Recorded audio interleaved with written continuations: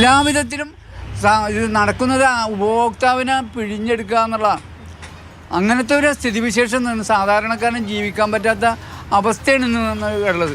ഏറ്റവും കൂടുതൽ ന്യായമായ രീതിയിൽ പിഴിഞ്ഞെടുക്കുക.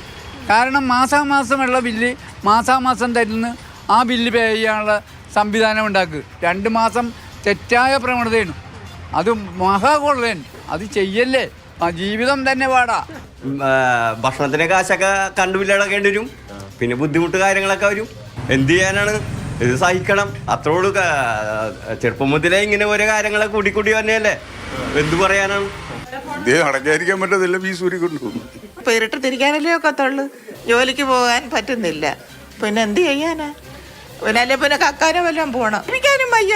എല്ലാത്തിനും വില കൂടുതൽ, സാധനങ്ങൾക്ക് വില കൂടുതൽ. വൈദ്യുതി നിരക്ക് വർധന കേരളത്തിന് ഇരുട്ടടിയും ഇരട്ട പ്രഹരവുമോ എന്നുള്ളതാണ് സൂപ്പർ പ്രൈം ടൈം ഇന്ന് മുന്നോട്ട് വെക്കുന്ന പ്രധാനപ്പെട്ട ചോദ്യം എന്ന് പറയുന്നത്. നമ്മളോടൊപ്പം അതിഥികൾ ചേരും. ശ്രീ MG സുരേഷ് കുമാർ CPM-ൽ നിന്ന്, ഡോക്ടർ ജിൻഡോ ജോൺ കോൺഗ്രസിൽ നിന്ന്, ശ്രീ ജിജി ജോസഫ് BJP-ൽ നിന്ന്. ശ്രീ സുരേഷ് കുമാർ, എന്തുകൊണ്ടാണ് സംസ്ഥാനത്തിന് വൈദ്യുതി നിരക്ക് വർധന അനിവാര്യമാകുന്നത്? ഒന്ന്, വൈദ്യുതി നാഷണലി നമ്മൾ വാങ്ങുന്നത്, ജനറേറ്റിംഗ് സ്റ്റേഷനുകളിൽ നിന്ന് വാങ്ങുന്നത് നാഷണലി വൈദ്യുതി നിരക്ക് കൂടിക്കൊണ്ടിരിക്കുകയാണ്. അത് കേരളത്തിൽ മാത്രമല്ല, എല്ലായിടത്തും വൈദ്യുതി നിരക്ക് കൂടുന്നുണ്ട്. അതിൻ്റെ ഭാഗമായിട്ട് ജനറേറ്റിംഗ് സ്റ്റേഷനുകളിൽ വൈദ്യുതി ഉൽപ്പാദിപ്പിക്കുന്ന ഇന്ത്യയിലാകെ വൈദ്യുതി ഉൽപ്പാദിപ്പിക്കുന്നതിൻ്റെ 60% ഉൽപ്പാദിപ്പിക്കുന്നത് കൽക്കരിയിൽ നിന്നാണ്. കൽക്കരിയുടെ വിലയിൽ ഉണ്ടാകുന്ന വർധനവ് വൈദ്യുതി വിലയിൽ വർധനവ് വരുത്തും. ഇപ്പോൾ ഇറക്കുമതി കൽക്കരി നിർബന്ധമായി ഉപയോഗിച്ചിരിക്കണം എന്നതാണ് സെൻട്രൽ ഗവൺമെൻറ് നിർദ്ദേശിച്ചിട്ടുള്ളത്. ഇറക്കുമതി കൽക്കരിയിൽ നിന്ന് വൈദ്യുതി ഉണ്ടാക്കുമ്പോൾ സാധാരണഗതിയിൽ ഇന്ത്യൻ കൽക്കരിയിൽ നിന്ന് വൈദ്യുതി ഉണ്ടാക്കുന്നത് 3 രൂപ ചിലവാകുന്നിടത്ത് 6 രൂപ 50 പൈസയാണ് ഇറക്കുമതി കൽക്കരിയിൽ നിന്നുള്ള വൈദ്യുതി ഉൽപ്പാദനത്തിന് ചിലവ് വരുന്നത്. അത് മാർക്കറ്റിലെത്തുമ്പോൾ വീണ്ടും വില വർദ്ധിക്കുന്നു. ഇപ്പോൾ ഇന്ത്യയിൽ ഏകദേശം 4.5 ലക്ഷം മെഗാവാട്ട് വൈദ്യുതി ഉൽപ്പാദന ശേഷിയുണ്ട്. നമ്മുടെ പീക്ക് ഡിമാൻഡ് 2,50,000 മെഗാവാട്ടാണ് പരമാവധി വന്നിട്ടുള്ളത്. എന്ന് പറഞ്ഞാൽ സപ്ലൈ എന്ന് പറയുന്നത് ഡിമാൻഡിനേക്കാൾ കൂടുതലാണ്. നോർമലി നമ്മൾ പ്രതീക്ഷിക്കുക എന്താ, വില കുറയും എന്നാണ്. പക്ഷേ രാജ്യത്ത് വൈദ്യുതി കമ്പോളത്തിലെ വില എന്ന് പറയുന്നത് 12 രൂപയും 13 രൂപയും 18 രൂപ 20 രൂപ ആയിത്തീരുന്ന രൂപത്തിൽ യഥാർത്ഥത്തിൽ രാജ്യത്ത് വൈദ്യുതി രംഗത്ത് ഒരു കരിഞ്ചന്ത നടക്കുന്നുണ്ട്. ആ കരിഞ്ചന്ത കേരളത്തിൽ നിന്ന് നമ്മൾ പുറത്തുനിന്ന് വൈദ്യുതി വാങ്ങുമ്പോൾ ഈ കരിഞ്ചന്തയ്ക്ക് വിധേയമാകുന്നതിൻ്റെ ഭാഗമായി കഴിഞ്ഞ ഒരു വർഷത്തിനുള്ളിൽ നമുക്ക് ഏകദേശം 2000 കോടി രൂപയുടെ അധിക ചെലവ് വൈദ്യുതി വാങ്ങുന്നതിൽ മാത്രം വന്നിട്ടുണ്ട്. അതോടൊപ്പം തന്നെ പ്രസരണ ലൈനുകളിലൂടെ നമ്മളിവിടെ കൊണ്ടുവരുന്നത്. പ്രസരണ ചാർജിൽ കഴിഞ്ഞ ഒരു വർഷത്തിൽ സെൻട്രൽ ഇലക്ട്രിസിറ്റി റെഗുലേറ്ററി കമ്മീഷൻ അതിൻ്റെ നോംസ് മാറ്റിയതിൻ്റെ ഭാഗമായി മാത്രം നമുക്ക് ഏകദേശം 650-700 കോടി രൂപയുടെ അധിക ചെലവ് വന്നിട്ടുണ്ട്. ഇതെല്ലാം കൂടി ചേരുമ്പോൾ ഇലക്ട്രിസിറ്റി ബോർഡിന്റെ മൊത്തം ചെലവിൽ ഒരു യൂണിറ്റ് വൈദ്യുതി വിതരണം ചെയ്യുമ്പോൾ 54 പൈസയുടെ അധിക ചെലവ് വന്നിട്ടുണ്ട്. ആ 54 പൈസയിൽ 34 പൈസ കിട്ടണമെന്ന രൂപത്തിലാണ് റെഗുലേറ്ററി കമ്മീഷന് മുമ്പിൽ ഇലക്ട്രിസിറ്റി ബോർഡ് പെറ്റീഷൻ ഫയൽ ചെയ്തത്. അവർ പരിശോധിച്ച് കുറെ കൂടി എഫിഷ്യൻസി കൊണ്ടുവന്നുകൊണ്ട് 16 പൈസ വെച്ച് ഈടാക്കാൻ അനുവദിച്ചിരിക്കുന്നു. ശരി, ഇതിപ്പോ KSEB ഒരു വലിയ എമൗണ്ടിന് ശുപാർശ ചെയ്യുന്നു. റെഗുലേറ്ററി കമ്മീഷൻ അത്ര കഴിയില്ല എന്ന് പറയുകയും സ്പെഷ്യൽ താരിഫ് പറ്റില്ല എന്ന് പറയുകയും ചെയ്യുന്നു. ഈ പറയുന്ന 16 പൈസ യൂണിറ്റിന് എന്ന നിരക്കിൽ വർധന ഉണ്ടാക്കുകയും ചെയ്യുന്നു. സംസ്ഥാന സർക്കാരിന് ഇപ്പൊ മുഖ്യമന്ത്രിയുമായ അടക്കമുള്ള കൂടിക്കാഴ്ചയ്ക്ക് ശേഷമാണ് ഈ പറയുന്ന പ്രഖ്യാപനങ്ങളൊക്കെ ഉണ്ടാകുന്നത്. എന്നിരുന്നാലും ജനങ്ങൾക്കിത് അധിക ബാധ്യതയാകുമെന്ന് സർക്കാർ തിരിച്ചറിയുന്നുണ്ടോ? ഏത് തരത്തിലുള്ള ചാർജ് വർധനവും ജനങ്ങൾക്ക് അധിക ബാധ്യത തന്നെയാണ്. ആ അധിക ബാധ്യത പരമാവധി ഒഴിവാക്കുക എന്നതാണ് ഗവൺമെന്റ് ചെയ്യുന്നത്. പക്ഷേ ഇതിനിപ്പം ഈ പറയുന്ന ചെലവ്, ഇലക്ട്രിസിറ്റി ബോർഡിന് വരുന്ന ചെലവ് സർക്കാർ മറ്റേതെങ്കിലും ഫണ്ട് എടുത്ത് കൊടുത്ത് നിറവേറ്റാനാണ് നമ്മൾ പറയുന്നതെങ്കിൽ അവിടെ ആ ഫണ്ട് ഉണ്ടാവില്ല. ഇപ്പോൾ ഉദാഹരണത്തിന് നാട്ടിലെ ജനങ്ങൾക്ക് റേഷൻ കൊടുക്കുന്നതിന് വേണ്ടി, റോഡ് ഉണ്ടാക്കുന്നതിന് വേണ്ടി, മറ്റ് വികസന പ്രവർത്തനങ്ങൾക്ക് വേണ്ടി ചെലവാക്കുന്ന പണം ഇലക്ട്രിസിറ്റി ബോർഡിലേക്ക് കൈമാറ്റം ചെയ്ത് ആ മേക്കപ്പ് ചെയ്യണമെന്നാണല്ലോ ഗവൺമെന്റ് സബ്സിഡി കൊടുക്കണം എന്ന് പറയുന്നതിന്റെ അർത്ഥം. അല്ലാണ്ട് ഗവൺമെന്റിന്റെ കയ്യിലുള്ള വരുമാനം എന്ന് പറയുന്നത് അവിടെ ഇതിനു വേണ്ടി മാറ്റിവെച്ച വരുമാനം ഇല്ലല്ലോ. മൊത്തത്തിൽ ഇലക്ട്രിസിറ്റി ബോർഡ് ഗവൺമെന്റിന്റെ കയ്യിലുള്ള വരുമാനം അത് എങ്ങനെ ചെലവാക്കണം, ഏത് കാര്യത്തിന് പ്രയോറിറ്റി കൊടുക്കണം എന്നതാണ് ഗവൺമെന്റ് മുമ്പുള്ളത്. ഇവിടെ വൈദ്യുതി നിരക്കിൽ ഇപ്പൊ 2.3% വർധനവാണ് ഉണ്ടായിട്ടുള്ളത്. ഇപ്പൊ ദേശീയ അടിസ്ഥാനത്തിൽ ഇൻഫ്ലേഷൻ എന്ന് പറയുന്നത് കഴിഞ്ഞൊരു വർഷം 5.4%. 14 മാസം കഴിഞ്ഞിട്ടാണ് ഞാൻ അങ്ങോട്ട് ചോദിച്ചു മറ്റതിലേക്ക് പോകാം. ഈ പറയുന്ന ദീർഘകാല കരാർ റദ്ദാക്കിയതുമായി ബന്ധപ്പെട്ടുള്ള പ്രശ്നങ്ങൾ കൊണ്ടാണ് 3 കോടി രൂപ അധിക ചെലവ് സർക്കാരിന് വരുന്നത്. അത് പരിഹരിക്കാൻ വേണ്ടിയാണ് ഇപ്പോൾ ഈ വൈദ്യുതി നിരക്കിൽ വർധനമുണ്ടാക്കുന്നത് എന്നുള്ളതാണ് പ്രതിപക്ഷം ഉന്നയിക്കുന്ന ഏറ്റവും വലിയ വിമർശനം. ദീർഘകാല കരാർ റദ്ദാക്കിയത് ഈ പ്രശ്നത്തിൽ കാരണമായിട്ടുണ്ട് എന്ന കാര്യത്തിൽ യാതൊരു സംശയവുമില്ല. സംസ്ഥാന സർക്കാർ അതുകൊണ്ടാണ് ദീർഘകാല കരാർ റദ്ദാക്കരുത് എന്ന് പോളിസി ഡയറക്ഷൻ റെഗുലേറ്ററി കമ്മീഷന് കൊടുത്തത്. എന്നിട്ട് റെഗുലേറ്ററി കമ്മീഷൻ ആ പോളിസി ഡയറക്ഷന്റെ അടിസ്ഥാനത്തിൽ ദീർഘകാല കരാറുകൾ പുനഃസ്ഥാപിച്ചുകൊണ്ട് ഉത്തരവിറക്കി. ആ ഉത്തരവ് സുപ്രീം കോടതിയിൽ ഈ പറയുന്ന വൈദ്യുതി ഉൽപാദക കമ്പനികൾ സുപ്രീം കോടതിയിൽ പോയി റെഗുലേറ്ററി കമ്മീഷൻ പുനഃസ്ഥാപിച്ച ഉത്തരവ് സ്റ്റേ ചെയ്യിക്കുകയും റദ്ദാക്കപ്പെട്ട അവസ്ഥയിൽ തുടരുകയും ചെയ്യുന്ന റെഗുലേറ്ററി കമ്മീഷന്റെ ആ തീരുമാനത്തിൽ ഈ ദീർഘകാല കരാർ റദ്ദാക്കാനുള്ള തീരുമാനം എന്ന് പറയുന്നത് ഏകപക്ഷീയമായി ഒരു ചർച്ചയുമില്ലാതെ എടുക്കുന്നതാണോ? ഒരു സംശയവുമില്ല, ഏകപക്ഷീയമാണ് എന്ന് മാത്രമല്ല ആ റെഗുലേറ്ററി കമ്മീഷന്റെ അംഗങ്ങളിൽ ഒരംഗം ഈ തീരുമാനത്തിൽ തനിക്ക് പങ്കെടുക്കാൻ കഴിയില്ല എന്ന് പറഞ്ഞ് മാറി നിന്നുകൊണ്ടാണ് ആ ഉത്തരവ് ഇറക്കിയത്. ആനുകാലികമായ വൈദ്യുതി അടക്കമുള്ള കരാറുകൾ ജനങ്ങളുടെ സേവനത്തിന് വേണ്ടി വിനിയോഗിക്കുന്ന ഉപകാരപ്പെടുന്ന അല്ലെങ്കിൽ ഉദ്ദേശിച്ചുള്ള കരാറുകൾ എന്ന് പറയുന്നത് റെഗുലേറ്ററി കമ്മീഷന് ഒരു ജനാധിപത്യ ബോധവും ഇല്ലാതെ കൈക്കൊള്ളാൻ കഴിയുന്നതാണ്. സർക്കാരിന് അതിൽ ഒരു റോളും ഇല്ല എന്നാണ് അങ്ങ് പറയുന്നത്. ഒന്ന്, ഇതൊരു കോടതി സംവിധാനമാണ്, അർദ്ധ ജുഡീഷ്യൽ സംവിധാനമാണ്. റെഗുലേറ്ററി കമ്മീഷന് ആകെ സർക്കാരിന് നിർദ്ദേശിക്കാൻ കഴിയുക government can give policy directions. Electricity act 2003 പ്രകാരം 108 സെക്ഷൻ പ്രകാരം പോളിസി ഡയറക്ഷൻസ് കൊടുക്കാം. ആ പോളിസി ഡയറക്ഷൻ ഗവൺമെന്റ് കൊടുക്കുകയും ചെയ്തു. പക്ഷേ ഇത്തരം കാര്യത്തിൽ പോളിസി ഡയറക്ഷൻ കൊടുക്കാൻ പാടില്ല എന്ന സുപ്രീം കോടതി ആ നിലയ്ക്കാണ് ആ ഗവൺമെന്റിന്റെ ഡയറക്ഷൻ അതെനിക്ക് മനസ്സിലായി. പക്ഷേ ഒരു കാര്യം ചോദിക്കട്ടെ, ഇപ്പം റെഗുലേറ്ററി കമ്മീഷൻ ദീർഘകാല കരാറുകൾ റദ്ദാക്കിയപ്പോൾ സർക്കാർ അത് പാടില്ല എന്ന് പറഞ്ഞപ്പോൾ റെഗുലേറ്ററി കമ്മീഷൻ അത് പിൻവലിക്കാൻ തയ്യാറായി അങ്ങ് പറഞ്ഞു. അപ്പൊ ആ അതേ പറയുന്ന അധികാരവും സ്വാധീനവും ഇത് പിൻവലിക്കുന്നതിന് മുൻപും സർക്കാരിനുണ്ടായിരുന്നില്ലേ?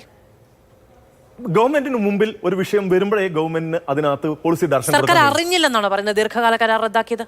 ഞാൻ മനസ്സിലാക്കുന്നത് സർക്കാർ അക്കാര്യം അറിഞ്ഞിട്ടില്ല എന്ന് തന്നെയാണ്. സംസ്ഥാനത്തെ വൈദ്യുതി മന്ത്രി അറിയാതെയാണ്. റെഗുലേറ്ററി കമ്മീഷന്റെ ഹിയറിംഗിൽ പങ്കെടുത്ത ഒരു വ്യക്തിയാണ്, ഒരു തവണയല്ല. ഈ വിഷയം പലപ്പോഴായി റെഗുലേറ്ററി കമ്മീഷന്റെ ഹിയറിംഗിൽ വന്നപ്പോഴൊക്കെ ഒരു കാരണവശാലും ഇത് റദ്ദാക്കരുതെന്നും ഇതിന്റെ പിന്നിൽ ഇത് റദ്ദാക്കുന്നതിന് പിന്നിൽ അഴിമതിയുണ്ടോ എന്ന് സംശയിക്കണം എന്നും പറഞ്ഞിട്ടുള്ള വ്യക്തിയാണ് ഞാൻ. അല്ല, ഞാനൊരു കാര്യം ചോദിക്കട്ടെ, ഇത് റദ്ദാക്കരുത് എന്ന് സർക്കാരിന്റെ താല്പര്യം മുൻനിർത്തി അല്ലെങ്കിൽ ഇടതുപക്ഷ സർക്കാരിന്റെ താല്പര്യം മുൻനിർത്തി നിങ്ങൾ പറയുമ്പോൾ ഇങ്ങനെ ഒരു നീക്കം അവിടെ നടക്കുന്നുണ്ടെന്ന് നിങ്ങൾക്കും അറിയാം, സർക്കാരിനും അറിയാം. എന്നിട്ട് അതിനെ വകവെക്കാതെ റെഗുലേറ്ററി കമ്മീഷൻ ഏകപക്ഷീയമായ തീരുമാനം എടുത്തു എന്നാണ് അങ്ങ് പറയുന്നത്. അങ്ങനെ തീരുമാനം എടുത്തതിന് ശേഷം സർക്കാരിന് സ്വാധീനം ചെലുത്താൻ കഴിഞ്ഞു എന്ന് പറഞ്ഞാൽ ഈ സ്വാധീന ശേഷി അതിന് മുൻപില്ലേ? അതിനകത്തുള്ള വിഷയം, ഒരു വിഷയത്തിനകത്ത് ഒരു പോളിസി ഇഷ്യൂ ഉണ്ടാകുമ്പോൾ പോളിസി ഡയറക്ഷൻ കൊടുക്കാം. ഇതിനകത്ത് പോളിസി ഡയറക്ഷൻ കൊടുക്കാൻ കഴിയുമോ എന്ന കാര്യത്തിൽ തന്നെ തർക്കമുണ്ട്. കാരണം താരിഫ് സംബന്ധിച്ചിട്ടുള്ള കാര്യങ്ങളിൽ പോളിസി ഡയറക്ഷൻ കൊടുക്കാൻ പറ്റില്ല എന്ന് നേരത്തെ ഹൈക്കോടതി വിധി ഉണ്ടായിരുന്നു. എങ്കിലും അത് അവഗണിച്ചുകൊണ്ടാണ് ഗവൺമെന്റ് എങ്ങനെയെങ്കിലും ഇത് പുനഃസ്ഥാപിക്കണം എന്ന താല്പര്യത്തോടു കൂടിയാണ് ഗവൺമെന്റ് അതിനകത്ത് പോളിസി ഡയറക്ഷൻ കൊടുത്തത്. പക്ഷേ സുപ്രീം കോടതി ആ പോളിസി ഡയറക്ഷൻ നിരാകരിക്കുകയും ചെയ്തു. ശരി, ഇതിന് മറുപടി പറയേണ്ടത് ഡോക്ടർ ജിൻഡോ ജോൺ ആണ്, കോൺഗ്രസിന്റെ പ്രതിനിധി. അദ്ദേഹം ഇതുവരെ ചർച്ചയിൽ ചേർന്നിട്ടില്ല എന്നാണ് ഞാൻ മനസ്സിലാക്കുന്നത്. അതുകൊണ്ട് ആ വിഷയം അവിടെ നിൽക്കട്ടെ. മറ്റു കാര്യങ്ങളിലേക്ക് പോകാം. ശ്രീ ജിജി ജോസഫ്, അങ്ങേക്ക് കേൾക്കാമോ? കേൾക്കാം. ശ്രീ ജിജിത, നോക്കൂ, 2 കാര്യങ്ങളിൽ കേന്ദ്ര സർക്കാരിന്റെ നിലപാട് സംസ്ഥാനത്തെ വൈദ്യുതി വകുപ്പിനെ ആകെ പ്രതിസന്ധിയിലാക്കി എന്നുള്ളതാണ് ശ്രീ സുരേഷ് കുമാർ മുന്നോട്ട് വെക്കുന്ന വാദം. ഒന്ന്, കൽക്കരി, വൈദ്യുതി ഉൽപാദനത്തിന് വേണ്ടിയുള്ള കൽക്കരി, അതിൽ ഇമ്പോർട്ടഡ് ആയിട്ടുള്ള കൽക്കരി ഉപയോഗിക്കണമെന്ന പോളിസി കേന്ദ്ര സർക്കാർ എടുക്കുമ്പോൾ അത് പ്രൊഡക്ഷൻ കോസ്റ്റ് വർദ്ധിപ്പിക്കുന്നു. അത് വിപണിയിൽ കരിഞ്ചന്തയ്ക്ക് വരെ കാരണമാകുന്നു. അതിൻ്റെ പരിണിത ഫലം ഉപഭോക്താക്കൾ, ജനങ്ങൾ അനുഭവിക്കേണ്ടി വരുന്നു എന്നുള്ളത് ഒന്ന്. രണ്ടാമത്തേത്, പ്രസരണ ചെലവുമായി ബന്ധപ്പെട്ട് കേന്ദ്ര സർക്കാരിൻ്റെ പുതുക്കിയ നയങ്ങൾ, അത് സംസ്ഥാന സർക്കാരിന് വൈദ്യുതി ബോർഡിന് വലിയ തോതിൽ ബാധ്യതയുണ്ടാക്കുന്നു. ഈ 2 കാര്യങ്ങളുടെ മറുപടി എന്താണ്?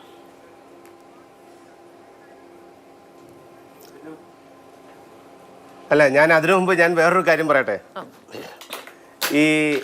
ഞാൻ കേന്ദ്രത്തിൻ്റെ NHPC എന്ന് പറഞ്ഞ കമ്പനിയുടെ ഡയറക്ടറാണ്. ഈ കഴിഞ്ഞ 9-ാം തീയതിയാണ് അതിൽ നിന്ന് ഒഴിഞ്ഞത്. പല പ്രോജക്റ്റുകളുമായി ഞാൻ ഈ വൈദ്യുതി മന്ത്രിയെയും വൈദ്യുതിയുടെ ഈ ബോർഡിൻ്റെ ചെയർമാനെയൊക്കെ വന്ന് കണ്ടിട്ടുണ്ട്.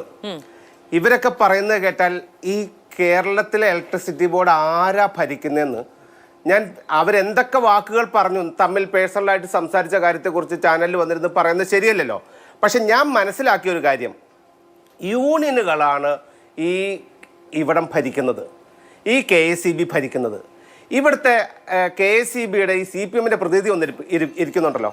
നിങ്ങൾ ഈ KSEBയുടെ എംപ്ലോയീസിൻ്റെ നിങ്ങൾ ആ സാലറി ഒന്ന് പ്രസിദ്ധീകരിക്കാമോ? ഈവൻ ഡ്രൈവർമാരുടെ പോലും ഏറ്റവും കുറഞ്ഞ സാലറി എത്രയാണെന്ന് കേട്ടാൽ നമ്മൾ അന്തിച്ചു പോകുന്ന സാലറിയാണ്. ഇത്രയും എണ്ണം ആളുകൾ വേണ്ട.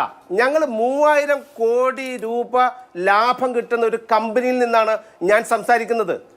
ആ കമ്പനിയിൽ ഉള്ളത് 5000-ത്തിനടുത്തുള്ള തൊഴിലാളികളാണ്. ഇന്ത്യയിലെ നോർത്ത് ഈസ്റ്റ് മേഖലയിൽ മുഴുവൻ പ്രോജക്റ്റുകളുണ്ട്. കല്ലട പ്രോജക്റ്റ് 2014 ഫ്ലോട്ടിംഗ് സോളാറിൻ്റെ പ്രോജക്റ്റുമായിട്ട് ഞങ്ങൾ വന്നത്. ഫ്ലോട്ടിംഗ് സോളാറിൻ്റെ പ്രോജക്റ്റ് കൊണ്ടുവന്നിട്ട് കഴിഞ്ഞ വർഷം കഴിഞ്ഞ കുറച്ച് നാളുകൾക്ക് മുമ്പാണ് പോയി ഞാനടക്കമുള്ളവർ പോയി അവിടെ ചെന്ന് നേരിട്ട് കണ്ട് MOU സൈൻ ചെയ്തത്. അന്നുണ്ടായ പുകിലുകളും എത്ര നാളെടുത്തു ഒന്ന് സൈൻ ചെയ്ത് കിട്ടാൻ എന്ന് ചോദിച്ചാൽ നിങ്ങളൊന്ന് അന്വേഷിച്ച് നോക്കിയാൽ അറിയാം. നിങ്ങൾ അവിടെ ഇരിക്കുന്ന നിങ്ങൾ ചെയർമാനായിട്ട് വെച്ചേക്കുന്ന ആളെ ഒന്ന് സ്വതന്ത്രമായിട്ട് വിടൂ. ഇതെല്ലാം ലാഭത്തിലാവും. ഇത്രയും തൊഴിലാളികളുടെ ഒന്നും ആവശ്യമില്ല. അതുപോലെ സ്മാർട്ട് മീറ്റർ കൊണ്ടുവന്നു, കേന്ദ്ര സർക്കാർ കൊണ്ടുവന്നല്ലേ സ്മാർട്ട് മീറ്റർ.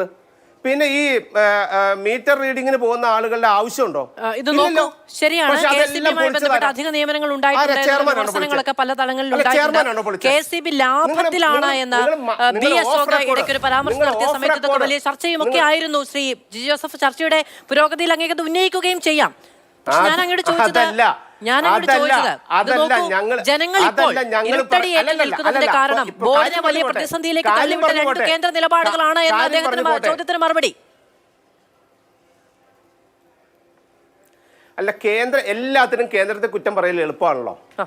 ഇനി കേന്ദ്ര നിലപാടുകളാണ് ഞാൻ ചോദിച്ച. ഈ കേന്ദ്രം കൊണ്ടുവന്ന 5000 കോടി രൂപയാണ് തരാമെന്ന് പറഞ്ഞത്. 5000 കോടി രൂപ 5000 കോടി രൂപ തന്നിട്ട് നിങ്ങൾ സ്മാർട്ട് മീറ്ററുകൾ റെഡിയാക്കാം എന്ന് പറഞ്ഞിട്ട് ഈ യൂണിയൻകാർ മുഴുവൻ എടുത്ത് കളഞ്ഞില്ലേ? വല്ലതും നടന്നോ? നിങ്ങൾ ഓഫ് റെക്കോർഡ് ഈ പറയുന്ന ഇവിടുത്തെ ഇത് ഭരിക്കുന്ന ആളുകളെ പോയി കാണുക, സംസാരിക്കേ, അവർ കൃത്യമായിട്ട് പറഞ്ഞുതരും. ഓൺ റെക്കോർഡ് അവർ പറയത്തില്ല. പക്ഷേ ഇതിൽ മുഴുവൻ ഞങ്ങൾ NHPC ഇവരോട് ഞങ്ങൾക്ക് പ്രോജക്റ്റിൽ, ഞാൻ നേരിട്ട് പറഞ്ഞാണ്, പ്രോജക്റ്റുകൾ ഇവിടെ നടപ്പിലാക്കാൻ താല്പര്യമുണ്ട്. കേരളത്തിൽ ഈ നിന്നുള്ള ഒരു ഡയറക്ടർ ഉള്ളിടത്തോളം കാലം നമുക്ക് ഇത് നടപ്പിലാക്കണമെന്ന് ആഗ്രഹമുണ്ട്. അതുകൊണ്ട് നിങ്ങൾ ഏതെങ്കിലും പ്രോജക്റ്റുകൾ നിങ്ങൾ കമ്പനിയിലേക്ക് അയക്കുക, അത് ശരിയാക്കാം എന്ന് പറഞ്ഞിട്ട് ഇന്നേ വരെ ഒരു ലെറ്ററും വന്നിട്ടില്ല. ആകെ ചെങ്കുളം പ്രോജക്റ്റിന്റെ കൺസൾട്ടന്റ് മാത്രമാണ് വന്നിരിക്കുന്നത്. വേറൊരു പ്രോജക്റ്റിന്റെ കോൺട്രാക്ട് വേണ്ട, ഡ്രോയിങ് മാത്രമാണ് ഞങ്ങളുടെ കയ്യിൽ നിന്ന് വാങ്ങുന്നത്. അല്ല, ഇതൊരു ഞങ്ങളുടെ എൻ്റെ സ്വകാര്യ കമ്പനിയല്ല, ഇന്ത്യ ഗവൺമെന്റിന്റെ കമ്പനിയാണ്. പക്ഷേ ഇതൊന്നും താല്പര്യമില്ല. കോൺട്രാക്റ്റ് ഒക്കെ ഇവിടെ ഉള്ള ആളുകൾക്കൊക്കെ NHPC എടുത്തു കഴിഞ്ഞാൽ നേരിട്ട് ആ കമ്പനി തന്നെയാണ് നോക്കുന്നത്. ഒരു പൈസയും മുടക്കണ്ട. ആരോപണങ്ങളൊക്കെ തീർച്ചയായും രാഷ്ട്രീയം കലർന്നിട്ടുള്ള കാര്യങ്ങളിൽ അത് പറയേണ്ടതാണ്. ഒന്നും നിങ്ങൾ മേടിച്ചില്ല. ശരി, ഇതൊക്കെ പറയേണ്ട കാര്യങ്ങൾ തന്നെയാണ്. ചർച്ചയുടെ പുരോഗതിയിൽ ഉണ്ടായിരുന്നെങ്കിൽ നമുക്ക് ആ വിഷയത്തിന്റെ ഡീറ്റെയിലേക്ക് പോവുകയും ചെയ്യാം. പക്ഷെ പ്രാഥമികമായുള്ള ഒരു ചോദ്യത്തെ സ്കിപ്പ് ചെയ്തുകൊണ്ട് അതിൽ ഒന്ന് സ്പർശിക്കുക പോലും ചെയ്യാതെ പോകുന്ന ജനാധിപത്യ വിരുദ്ധമല്ലേ ശ്രീ ജിജി ജോസഫ്? കേന്ദ്ര നിലപാടുകളാണ് സംസ്ഥാന സർക്കാരിന്റെ വൈദ്യുതി ബോർഡിനെയും ഒക്കെ ഇത്രയും പ്രതിസന്ധിയിലാക്കുന്നത് എന്നുള്ളതാണ് CPM മുന്നോട്ട് വെക്കുന്ന ആരോപണം. കേന്ദ്രം കൊണ്ടുവരുന്ന അതിപ്പോൾ അവർക്ക് ആരോപിക്കാമല്ലോ. കേന്ദ്രം കൊണ്ടുവരുന്ന എല്ലാ നിലപാടുകളും അവർക്കെതിരാണ്. കേന്ദ്രം ആകെ പ്രശ്നം ഉണ്ടാക്കുന്നു. എന്ത് പറഞ്ഞാലും കേന്ദ്രം എന്ന് പറയും. കേന്ദ്രം കൊണ്ടുവരുന്ന പദ്ധതികളെ അംഗീകരിക്കും. സാർ, നിങ്ങൾക്ക് 5000 കോടി രൂപ വേണ്ടേ? സ്മാർട്ട് മീറ്റർ നോക്കൂ, ഇമ്പോർട്ടഡ് കൽക്കരി ഉപയോഗിക്കണമെന്ന കേന്ദ്ര നയം, അതുപോലെ തന്നെ പ്രസരണ ചെലവുമായി ബന്ധപ്പെട്ട് മാറിയ നയം, ഇത് രണ്ടും വൈദ്യുതി ബോർഡിന് അധിക ചെലവുണ്ടാക്കുന്നു, നഷ്ടമുണ്ടാക്കുന്നു എന്നുള്ളതാണ് ആരോപണം. അതിലാണ് ഞാൻ അങ്ങയുടെ പ്രതികരണം ചോദിക്കുന്നത്. തുടർച്ചയായി ഞാൻ പറഞ്ഞത് പ്രസരണ ചെലവുമായി ബന്ധപ്പെട്ടിട്ടുള്ള കേന്ദ്രം ഓരോ സമയത്തും അതിന് പുതുക്കുകയും കേന്ദ്രത്തിന് ആവശ്യമായ നിലപാട് എടുക്കുകയൊക്കെ ചെയ്യും. ഞാൻ പവർ ഗ്രിഡ് ഇത്തരം നിലപാടുകൾ എടുക്കില്ല എന്ന് ഞാൻ പറയുന്നില്ല. പക്ഷെ ഒരു കാര്യമുണ്ട്, ഇനി അടുത്തതായിട്ട് പറയാനുള്ള മറ്റൊരു കാര്യം, ഈ മേഖലയിൽ കൊണ്ടുവരുന്ന പരിഷ്കാരങ്ങൾ അത് നടപ്പിലാക്കാൻ വേണ്ടി കേരള സർക്കാർ നമ്മൾ തുടർച്ചയായി 4ാമത്തെ തവണ ഞാൻ അങ്ങോട്ട് ഒരു കാര്യം ചോദിക്കുന്നു. അങ്ങ് കേന്ദ്രം കേന്ദ്രത്തിന് വേണ്ടി നയം ആവിഷ്കരിക്കുന്നു എന്ന് പറയുന്നു. ഇതങ്ങനെ കേന്ദ്രം കേന്ദ്രത്തിന് വേണ്ടി നയം ആവിഷ്കരിക്കുക, സംസ്ഥാനത്തിന് വേണ്ടി നയം ആവിഷ്കരിക്കുക എന്ന് പറഞ്ഞ് മുന്നോട്ട് പോകാൻ പറ്റുന്ന ഒരു സാധനമല്ല. ഇത് ജനങ്ങളുടെ ഏറ്റവും അടിയന്തരമായ അടിസ്ഥാനപരമായ ആവശ്യമാണ്. അത് ഞാൻ 4 തവണ കൂടെ ആ കാര്യം ചോദിച്ചു. അങ്ങനെ പ്രതികരിക്കാനേ തയ്യാറല്ല എന്നിരിക്കെ ഞാൻ ചോദിക്കട്ടെ, എന്റെ മാധു ഒരു കാര്യം ചോദിക്കട്ടെ, ഡ്രൈവർക്ക് 1.5 ലക്ഷം രൂപ സാലറി കിട്ടുന്ന ഏതെങ്കിലും സ്ഥലമുണ്ടോ? അല്ലെ 1 ലക്ഷം രൂപ പറഞ്ഞല്ലോ, ചർച്ച ചെയ്തിട്ടുണ്ട്. പക്ഷെ ഇത് നോക്കൂ, സംസ്ഥാന സർക്കാരുമായി ബന്ധപ്പെട്ട പിടിപ്പുകേടാണ് എന്ന് അങ്ങ് പറയുന്നിടത്ത് കേന്ദ്ര സർക്കാരിന്റെ നയങ്ങളിൽ വ്യത്യാസമുണ്ടോ, അത് പ്രശ്നമുണ്ടോ, അത് ജനങ്ങളെ ബാധിക്കുന്നുണ്ടോ എന്ന് ചോദിക്കുമ്പോൾ അങ്ങേക്ക് ഉത്തരം പറയാനുള്ള ഉത്തരവാദിത്തമുണ്ട്. അത് സ്കിപ്പ് ചെയ്തു പോകുന്ന ജനാധിപത്യപരമല്ല. ഞാൻ ആവർത്തിച്ച് പറയുന്നു, അത് ക്ഷമിക്കണം, ഞാൻ അങ്ങനെയൊക്കെ വരാം. അങ്ങനെ ഒരു കാര്യം ചോദിക്കുമ്പോൾ അതിന് മാത്രം മറുപടി പറയില്ല എന്ന് നിർബന്ധം ചർച്ച മുന്നോട്ട് പോകാൻ പറ്റില്ല. അതുകൊണ്ട് മറുപടി ഇല്ലാതെ പോകും. അതുകൊണ്ട് ഒരു ചോദ്യത്തിന് മറുപടി പറയില്ല എന്ന് നിർബന്ധ ബുദ്ധി വെച്ച് പുലർത്തുന്നത് എങ്ങനെയാണ്? അല്ല, കേന്ദ്ര സർക്കാർ പോളിസി എടുക്കുന്നതിൽ അത് കേന്ദ്രം എല്ലാവരുമായിട്ട് ആലോചിച്ച് കേന്ദ്രത്തിന്റെ ഒരു പദ്ധതി മുന്നോട്ട് കൊണ്ടുപോകുന്നതിന് വേണ്ടിയും ഒരു സ്ഥാപനം മുന്നോട്ട് കൊണ്ടുപോകുന്നതിന് വേണ്ടിയിട്ടുള്ള നടപടികൾ എടുത്തിട്ടുണ്ട്.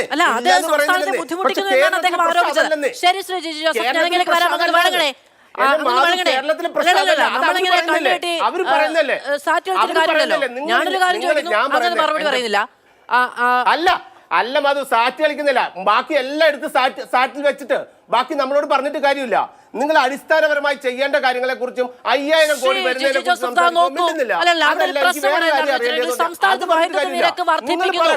എന്തുകൊണ്ട് അത് അനിവാര്യമാണ് എന്ന ആദ്യത്തെ ചോദ്യം എന്ന് പറയുന്നത് വളരെ ജെനുവിനായ ഒരു ക്വസ്റ്റ്യൻ ആണ്. അതിന് അദ്ദേഹം മറുപടി പറഞ്ഞത് സംസ്ഥാനത്തെ വൈദ്യുതി ബോർഡ് പ്രതിസന്ധിയിലാകാനുള്ള കാരണങ്ങൾ 2 ആണ്. ആ 2 എണ്ണമാണ് ചോദിച്ചത്. അപ്പൊ ഞാൻ അങ്ങോട്ട് സ്വാഭാവികമായും കേന്ദ്ര സർക്കാർ ഉത്തരവാദിത്വം ഉണ്ടോ എന്ന് ചോദിക്കുന്നു.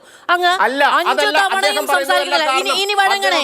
അല്ലല്ല, അതൊരു ജനാധിപത്യ മര്യാദയുള്ള നിലപാടല്ല. അങ്ങ് വഴങ്ങണേ. പറയണ്ട, അദ്ദേഹം ഹൈഡിയാണ്. ഒരാൾ പറയുന്നത് മാത്രമല്ല വിശ്വസിക്കേണ്ടത്.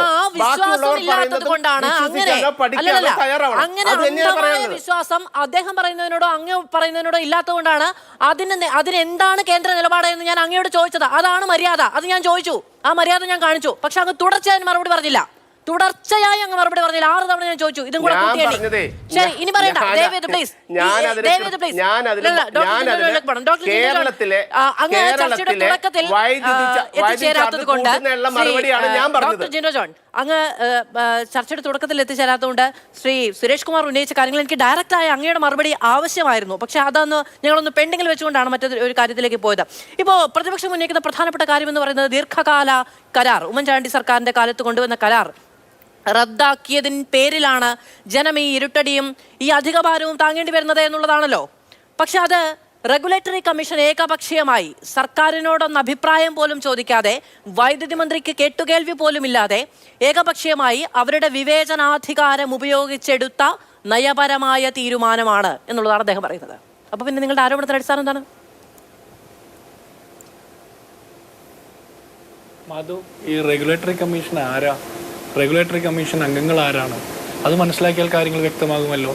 CPM-ന്റെ നേതാക്കന്മാരോ CPM-ന്റെ നേതാക്കന്മാരുമായിട്ട് അടുത്ത ബന്ധമുള്ളവരോ CPM-ഉമായിട്ട് പതിറ്റാണ്ടുകളുടെ ബന്ധമുള്ള ആളുകളാണ്. ഇപ്പോൾ വിൽസൺ എന്ന് പറഞ്ഞ റെഗുലേറ്ററി കമ്മീഷൻ അംഗം, ഇന്നിപ്പോൾ മുൻ പ്രതിപക്ഷ നേതാവ് രമേശ് ചെന്നിത്തല കൃത്യമായിട്ട് പറഞ്ഞിട്ടുണ്ട്. MM മണിയുടെ മുൻ വൈദ്യുതി മന്ത്രിയുടെ പ്രൈവറ്റ് സെക്രട്ടറി ആയിരുന്ന ആൾ, അതുപോലെ പ്രദീപ് CPM-ന്റെ ഓഫീസേഴ്സ് അസോസിയേഷൻ്റെ സെക്രട്ടറി ആയിരുന്ന ആളുകളൊക്കെ, ഇവർക്കൊന്നും CPM-ആയിട്ട് ഒരു ബന്ധമില്ലേ? ഈ സംസ്ഥാന സർക്കാരുമായിട്ട് ബന്ധമില്ലേ? റെഗുലേറ്ററി കമ്മീഷൻ സർക്കാരുമായിട്ട് യാതൊരു കൂടിയാലോചന നടത്താതെ ഒരു ദിവസം രാവിലെ അങ്ങ് എഴുന്നേറ്റപ്പോൾ ഈ കരാറങ്ങ് റദ്ദാക്കിയെന്ന് പറഞ്ഞാൽ വിശ്വസിക്കാനായിട്ട് ഞങ്ങളാരും AKG സെന്ററിൽ നിന്ന് ചായയും പരിപ്പടിയും കഴിക്കുന്ന ആളുകളൊന്നുമല്ല. ഇത് CPM-ന് വേണ്ടിയിട്ട് റെഗുലേറ്ററി കമ്മീഷൻ നടത്തിയ തട്ടിപ്പാണ്. അല്ലെങ്കിൽ സർക്കാർ അത് ചോദ്യം ചെയ്യണ്ടേ? അതിനെതിരെ എന്തെങ്കിലും അഭിപ്രായ വ്യത്യാസം സർക്കാരിന്റെ ഭാഗത്തുനിന്നോ വൈദ്യുതി മന്ത്രിയുടെ ഭാഗത്തുനിന്നോ വൈദ്യുതി ബോർഡിന്റെ ഭാഗത്തുനിന്നോ ഉണ്ടാകണ്ടേ? കാരണം കുറഞ്ഞ നിരക്കിൽ വൈദ്യുതി കിട്ടുന്ന ഒരു കരാർ, 25 വർഷത്തേക്കുള്ള ദീർഘകാല കരാർ റദ്ദാക്കാൻ റെഗുലേറ്ററി കമ്മീഷൻ തീരുമാനമെടുക്കുന്നു. എന്നിട്ട് ഇതിന് നഷ്ടം വരുമ്പോൾ വീണ്ടും റെഗുലേറ്ററി കമ്മീഷൻ പറയുന്നു നിങ്ങൾ വില വേണമെങ്കിൽ കൂട്ടിക്കോളാൻ പറയുന്നു. അപ്പോൾ വൈദ്യുതി ബോർഡ് പറയുന്നു ഞങ്ങൾക്ക് 37 പൈസ കൂട്ടണമെന്ന് പറയുന്നു. അപ്പോൾ 16 പൈസ ഇന്ന് നിങ്ങൾ കൂട്ടിക്കോ, അത് കഴിഞ്ഞ് 12 പൈസ അടുത്ത മാർച്ചിൽ കൂട്ടിക്കോ എന്ന് പറയുമ്പോൾ 28 പൈസ കൂട്ടുക എന്ന് പറഞ്ഞാൽ റെഗുലേറ്ററി കമ്മീഷൻ അംഗങ്ങളുടെ ശമ്പളത്തിൽ നിന്ന് പിടിച്ചല്ല കൂട്ടുന്നത്. 3.5 കോടി ജനങ്ങളുടെ അവരുടെ നിത്യനിദാനമായിട്ടുള്ള ജീവിതത്തിൽ ഏറ്റവും വലിയ സംശയം തോന്നുന്നത് ഇതാണ്. സ്വന്തം കെടുകാര്യസ്ഥത കൊണ്ട് അല്ലെങ്കിൽ ദീർഘവീക്ഷണമില്ലായ്മ കൊണ്ട് അങ്ങനെ ഒരു പ്രശ്നമുണ്ടായതിന് പേരിൽ വീണ്ടും ജനത്തിന് മുകളിൽ അധികഭാരം അർപ്പിക്കാനുള്ള ഒരു തരത്തിലും ക്വസ്റ്റ്യൻ ചെയ്യാൻ കഴിയാത്ത അധികാരത്തിന്റെ ഏറ്റവും മൂർത്തമായ രൂപമാണോ ഈ റെഗുലേറ്ററി കമ്മീഷൻ എന്ന് പറയുന്നത്? അറിവില്ലായ്മ കൊണ്ടാണ്. അല്ല ഞാൻ ഒരു കാര്യം ഓർമ്മിപ്പിക്കുകയാണ്. 2014 ഓഗസ്റ്റ് 14 അന്നത്തെ പാർട്ടി സെക്രട്ടറി പിണറായി വിജയന്റെ ഒരു ഫേസ്ബുക്ക് പോസ്റ്റ് ഉണ്ട്. അതിൽ അദ്ദേഹം എഴുതിയിരിക്കുന്ന ലാസ്റ്റ് വാചകം ഞാൻ വായിക്കാം. കാരണം വൈദ്യുതി ചാർജ് വർദ്ധിച്ചതുമായി ബന്ധപ്പെട്ട് സംസ്ഥാന സർക്കാരിനെ കുറ്റം പറഞ്ഞുകൊണ്ട് അവസാന വാചകമാണ്: സർക്കാരിന്റെ കുറ്റത്തിന് ജനങ്ങളെ ശിക്ഷിക്കുകയാണ് ഇതിലൂടെ. ഏത് വൈദ്യുതി ചാർജ് വർദ്ധിപ്പിച്ചപ്പോൾ 10 വർഷം മുമ്പ് ഇന്നത്തെ മുഖ്യമന്ത്രി അന്നത്തെ പാർട്ടി സെക്രട്ടറിയുടെ ഫേസ്ബുക്ക് പോസ്റ്റിൽ പറഞ്ഞിരിക്കുക. ഇവിടെയും അത് തന്നെയല്ലേ സംഭവിച്ചത്? അന്ന് ഇങ്ങനെ ഒരു കരാർ റദ്ദാക്കി ദീർഘകാല അടിസ്ഥാനത്തിൽ നമുക്ക് കുറഞ്ഞ നിരക്കിൽ കിട്ടുന്ന വൈദ്യുത കരാർ റദ്ദാക്കിയിട്ട് അതിന്മേൽ തുടർന്നുണ്ടായ കാര്യങ്ങളല്ല. കോടിക്കണക്കിന് രൂപയുടെ നഷ്ടം നേരിടുന്ന ബോർഡ് വില ചെറുതായിട്ട് വർദ്ധിപ്പിച്ചപ്പോൾ അന്ന് അതിനെതിരെ വലിയ പ്രതിഷേധം നടത്തിക്കൊണ്ട് സർക്കാരിന്റെ കുറ്റം ജനങ്ങളുടെ തലയിൽ അടിച്ചേൽപ്പിക്കുന്നു എന്ന് പറഞ്ഞ പിണറായി വിജയൻ ഇന്ന് കേരളം ഭരിക്കുക. അദ്ദേഹം പണ്ട് വൈദ്യുത മന്ത്രി ആയിരുന്നപ്പോൾ ഞാൻ എൻ്റെയൊക്കെ ചെറുപ്പകാലത്തിൽ നമ്മളൊക്കെ കേട്ടിട്ടുണ്ട്, അതായത് നമ്മൾ ഇനി വൈദ്യുത മിച്ച സംസ്ഥാനമാണ്, നമ്മൾ ഇനി വൈദ്യുതി വിൽക്കുമെന്ന്. ഏത് ലാവ്ലിംഗ് കരാർ ഒപ്പിട്ടപ്പോൾ കേരളത്തിൽ നിന്ന് എത്ര വൈദ്യുതി വിറ്റു ഇവർ പറയണ്ടേ? ഇപ്പോൾ കേരളത്തിൽ കുറഞ്ഞ നിലയ്ക്ക്, അതായത് 4 രൂപ 29 പൈസയ്ക്ക് ഒരു യൂണിറ്റിന് കിട്ടുന്ന രീതിയിൽ 465 മെഗാവാട്ട് വൈദ്യുതിയുടെ ദീർഘകാല കരാർ 25 വർഷത്തേക്ക്, അതായത് 2040 വരെ നമ്മൾക്ക് ആ നിരക്കിൽ കിട്ടുന്ന ഒരു കരാർ റെഗുലേറ്ററി കമ്മീഷൻ ഒരു സുപ്രഭാതത്തിൽ ക്യാൻസൽ ചെയ്തപ്പോൾ CPM-ന്റെ സംസ്ഥാന സെക്രട്ടറിയുടെ വായിൽ എന്തായിരുന്നു? ഇവരൊരു അഭിപ്രായം പറഞ്ഞോ? ഈ നാട്ടിലെ CPM-ന്റെ MLA-മാർ ഒരു അക്ഷരം പറഞ്ഞോ? ഈ സംസ്ഥാനം ഭരിക്കുന്ന പിണറായി വിജയൻ അടക്കമുള്ള മന്ത്രിസഭ ഒരു അഭിപ്രായം പറഞ്ഞോ? വൈദ്യുത വകുപ്പ് മന്ത്രി എതിർത്തോ? അല്ലെങ്കിൽ വൈദ്യുത ബോർഡ് എന്തെങ്കിലും എതിർത്തോ? ഇല്ല. ഇതെല്ലാം ഈ 4 രൂപ 29 പൈസയുടെ കരാർ റദ്ദാക്കിക്കൊണ്ട് ഇവരും അടുത്ത കരാർ ടെൻഡർ വിളിക്കുകയാണ്. അപ്പോഴോ 4 രൂപ 29 പൈസയ്ക്ക് കരാറിൽ നമുക്ക് വൈദ്യുതി തന്നുകൊണ്ടിരുന്ന കമ്പനി തന്നെ 9 രൂപ 59 പൈസയ്ക്ക് വൈദ്യുതി തരാമെന്ന് പറയുന്നു. ഇത് കൊള്ളയ്ക്ക് വേണ്ടിയിട്ട് ഈ റെഗുലേറ്ററി കമ്മീഷനെ മറയാക്കിക്കൊണ്ട് സർക്കാർ തന്നെ തിരക്കഥയൊരുക്കിയതാണ്. അതിന്റെ പാപഭാരം ജനങ്ങളുടെ തലയിൽ കെട്ടിവെക്കുക. ഏത് സാധനത്തിന് വില കുറഞ്ഞിട്ടുള്ളത്? ഒരു സാധനത്തിനും വില കുറഞ്ഞില്ല. സംസ്ഥാനം ഭരിക്കുന്ന സർക്കാർ എല്ലായിടത്തേക്കും കടക്കാം. ഇത് നോക്കൂ, ഇതിൽ ജനം എന്താണ് പിഴച്ചത്? ദീർഘകാല കരാർ ഉണ്ടാക്കിയ സംസ്ഥാന സർക്കാർ, അതിനുശേഷം അത് റദ്ദു ചെയ്യുന്നു. അതിനുശേഷം അതിൻ്റെ അധിക ബാധ്യത താങ്ങാൻ കഴിയാതെ വരുമ്പോൾ പണം ജനങ്ങളിൽ നിന്ന് ഈടാക്കുന്നു. ഇത് ആരുടെ കെടുകാര്യസ്ഥതയാണ്? എന്തായാലും ജനം നേരിട്ടെടുത്ത തീരുമാനമോ അതിൻ്റെ പ്രശ്നങ്ങളോ അല്ലല്ലോ. അപ്പോൾ അധികാരത്തിലിരിക്കുന്നവരും ഭരിക്കാൻ അധികാരമുള്ള സ്ഥാപനങ്ങളും തീരുമാനമെടുക്കാൻ അധികാരമുള്ള സ്ഥാപനങ്ങളും എടുക്കുന്ന തീരുമാനങ്ങൾ തെറ്റായി പോയതിൻ്റെ പഴി എന്തിന് അവനവൻ്റെ വിയർപ്പിന്റെ ഫലത്തിൽ നിന്ന് ജനം കൊടുക്കണം? അല്ല മാധു, ഇതിലുള്ള പ്രശ്നമായി. ഇതിലൊരു ക്രിമിനൽ ഗൂഢാലോചന നടന്നിട്ടുണ്ട്. ഇവർക്കെതിരെയൊക്കെ കേസെടുത്ത് അന്വേഷിച്ച് ഈ കള്ളന്മാരെ, ഈ കാട്ടുകൊള്ളക്കാരെ ജയിലിലടയ്ക്കണമെന്നേ. ഇവർ ഒരു സുപ്രഭാതത്തിൽ ദീർഘകാല അടിസ്ഥാനത്തിൽ കുറഞ്ഞ നിരക്കിൽ കിട്ടുന്ന വൈദ്യുത കരാർ കളഞ്ഞിട്ട് അത് റദ്ദാക്കിക്കൊണ്ട് വീണ്ടും ടെൻഡർ വിളിക്കുന്നു, ഉയർന്ന തുകയ്ക്ക് ടെൻഡർ വിളിക്കുന്നു, എന്നിട്ട് ജനങ്ങളെ കൊള്ളയടിക്കുകയാണ്. വൈദ്യുത ബോർഡ് നഷ്ടത്തിലാണെന്ന്. UDF-ന്റെ കാലത്ത് ഭീമമായ നഷ്ടത്തിൽ നിന്ന് അത് കുറച്ചുകൊണ്ട് 1000-ഓളം കോടി രൂപയിലേക്ക് കുറച്ചു കൊണ്ടുവരുന്നു. പ്രതിവർഷം ലാഭത്തിലായ നഷ്ടം കുറച്ചു കൊണ്ടുവരുന്ന സാഹചര്യത്തിൽ നിന്ന് ഇന്ന് 45,000 കോടി രൂപയുടെ കൊടും കടത്തിന്റെ ബാധ്യതയിലേക്ക് കൊണ്ടുപോയത് പിണറായി സർക്കാരിന്റെ വീഴ്ചയാണ്. സർക്കാരിന്റെ വീഴ്ച ജനങ്ങളുടെ ചുമലിൽ കെട്ടിവെക്കുന്ന പരിപാടിയാണ് ചെയ്യുന്നത്. ഇതിന്റെ ഉത്തരവാദിത്തത്തിൽ നിന്ന് ഒഴിഞ്ഞു മാറാൻ LDF സർക്കാരിന് സാധിക്കില്ല. ശരി, ഓക്കെ.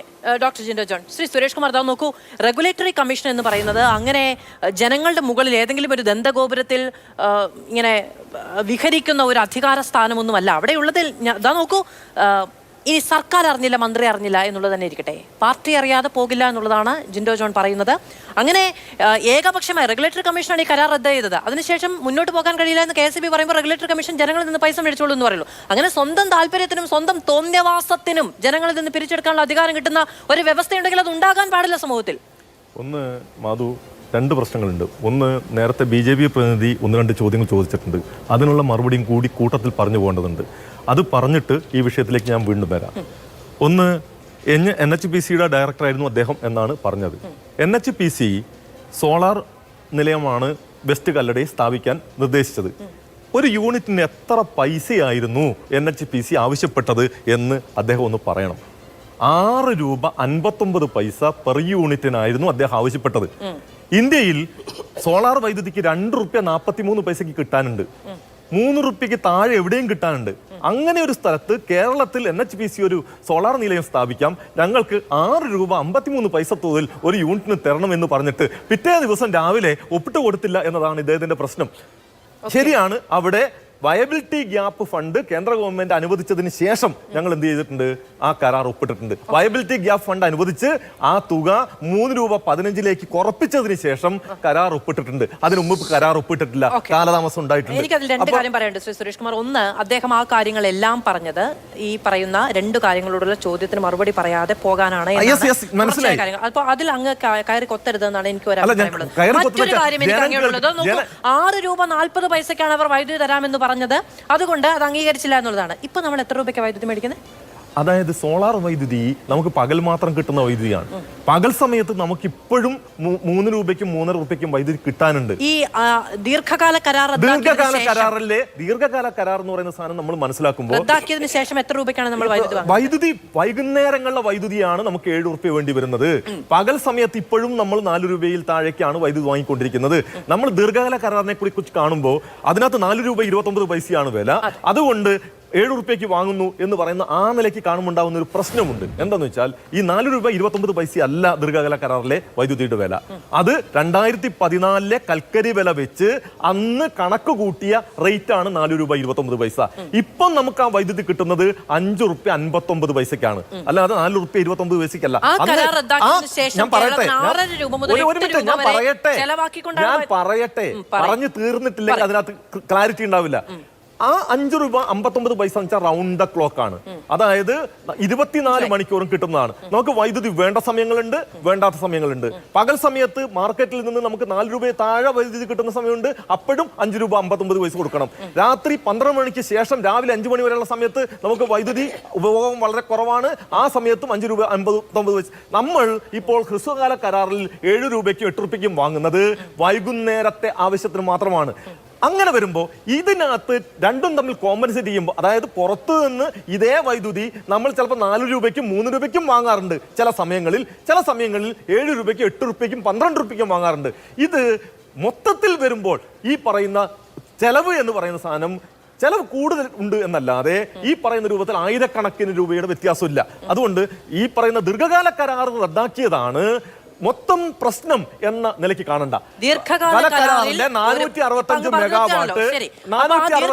കരാർ പ്രകാരം കേരളത്തിന് കിട്ടിയിരുന്ന, കേരളത്തിന് ജനങ്ങൾക്ക് കൊടുക്കാൻ കഴിഞ്ഞിരുന്ന, ലഭ്യമാകുന്ന തരത്തിലുള്ള വൈദ്യുതി വാങ്ങാൻ നമുക്ക് കഴിയുമായിരുന്ന പണം എന്ന് പറയുന്നത് ഇപ്പോൾ വാങ്ങുന്നതുമായി തട്ടിച്ചു നോക്കിയാൽ ഒരു വ്യത്യാസവുമില്ലാത്തതാണ്. ഒരു വ്യത്യാസമില്ലാത്തതാണെന്നല്ല ഞാൻ പറഞ്ഞത്.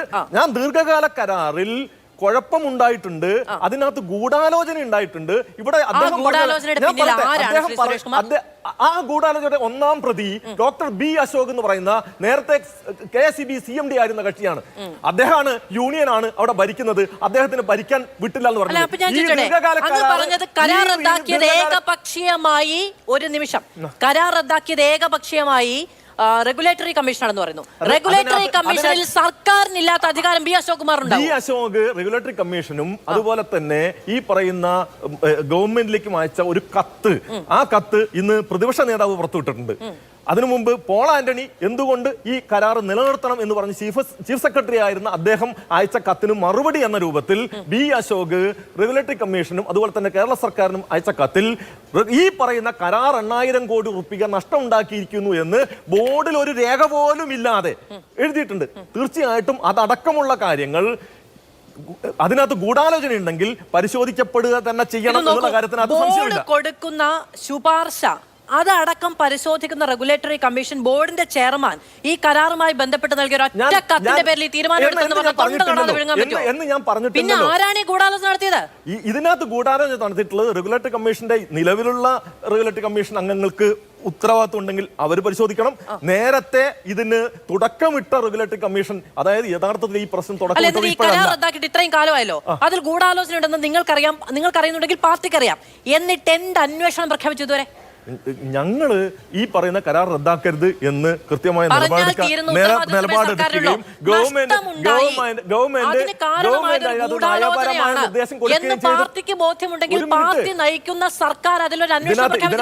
അതിനകത്ത് നിങ്ങൾ മനസ്സിലാക്കേണ്ട കാര്യം, നിങ്ങൾ കോടതിക്ക് മുമ്പാകെ ഒരു വിഷയം വരുന്നു, അതിനകത്ത് സാങ്കേതികമായി ഈ കരാറിൽ വന്നിട്ടുള്ള പെശകാണ് ഇത് കരാർ റദ്ദാക്കുന്നതിലേക്ക് പോയത്. അതായത് ഇതിനകത്ത് 2 ടെൻഡർ വിളിക്കുന്നു. 2 ടെൻഡർ വിളിച്ചിട്ട് അതിനകത്ത് ഒരു ടെൻഡറിലെ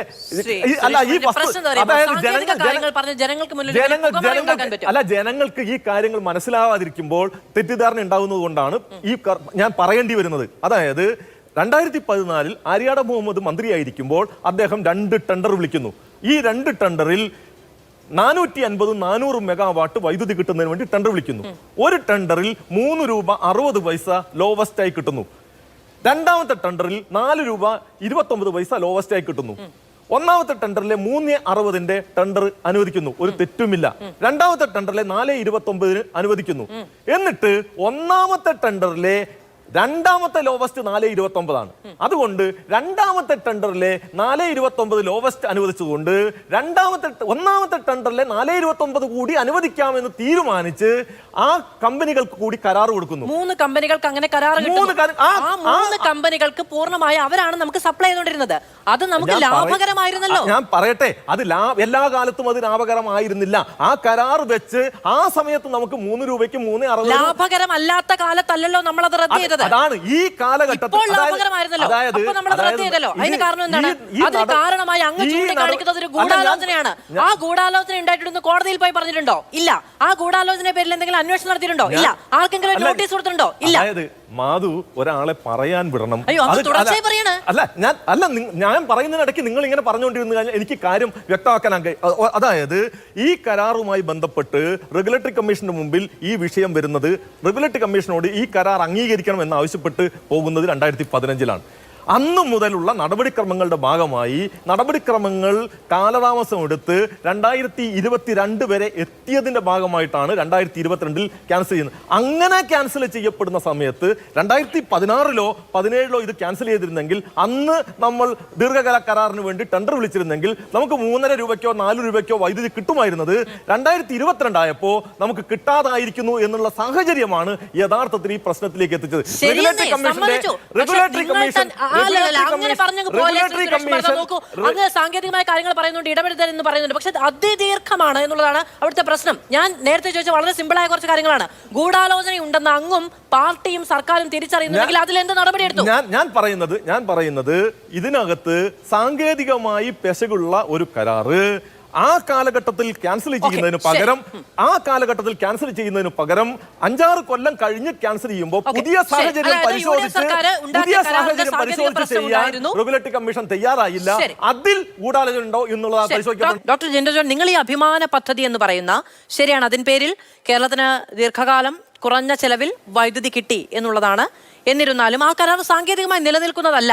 ബോർഡ് ഉമ്മൻചാണ്ടി സർക്കാരിന്റെ കാലത്ത് ആര്യാടൻ മുഹമ്മദ് വൈദ്യുതി മന്ത്രിയായിരിക്കുന്ന സമയത്ത് ഒപ്പുവെച്ച കരാർ എന്ന് പറയുന്നത് സാങ്കേതികമായി നിലനിൽക്കുന്നതല്ല, അത് നിയമപരമായി നിലനിൽക്കുന്നതല്ല. അതുകൊണ്ട് സ്വാഭാവികമായും റെഗുലേറ്ററി കമ്മീഷൻ മേൽ അല്ലെങ്കിൽ റെഗുലേറ്ററി കമ്മീഷൻ വഴി അത് റദ്ദ് ചെയ്യപ്പെടും. ഇപ്പം എത്ര ബെനഫിറ്റ് നൽകുന്നതാണെങ്കിലും സാങ്കേതികമായി പിഴവുള്ളതാണെങ്കിൽ നിയമപരമായി നിലനിൽക്കുന്നതല്ല എങ്കിൽ റദ്ദ് ചെയ്യപ്പെടും എന്നുള്ളതാണ് ശ്രീ സുരേഷ് കുമാർ മുന്നോട്ട് വെക്കുന്ന വിമർശനം.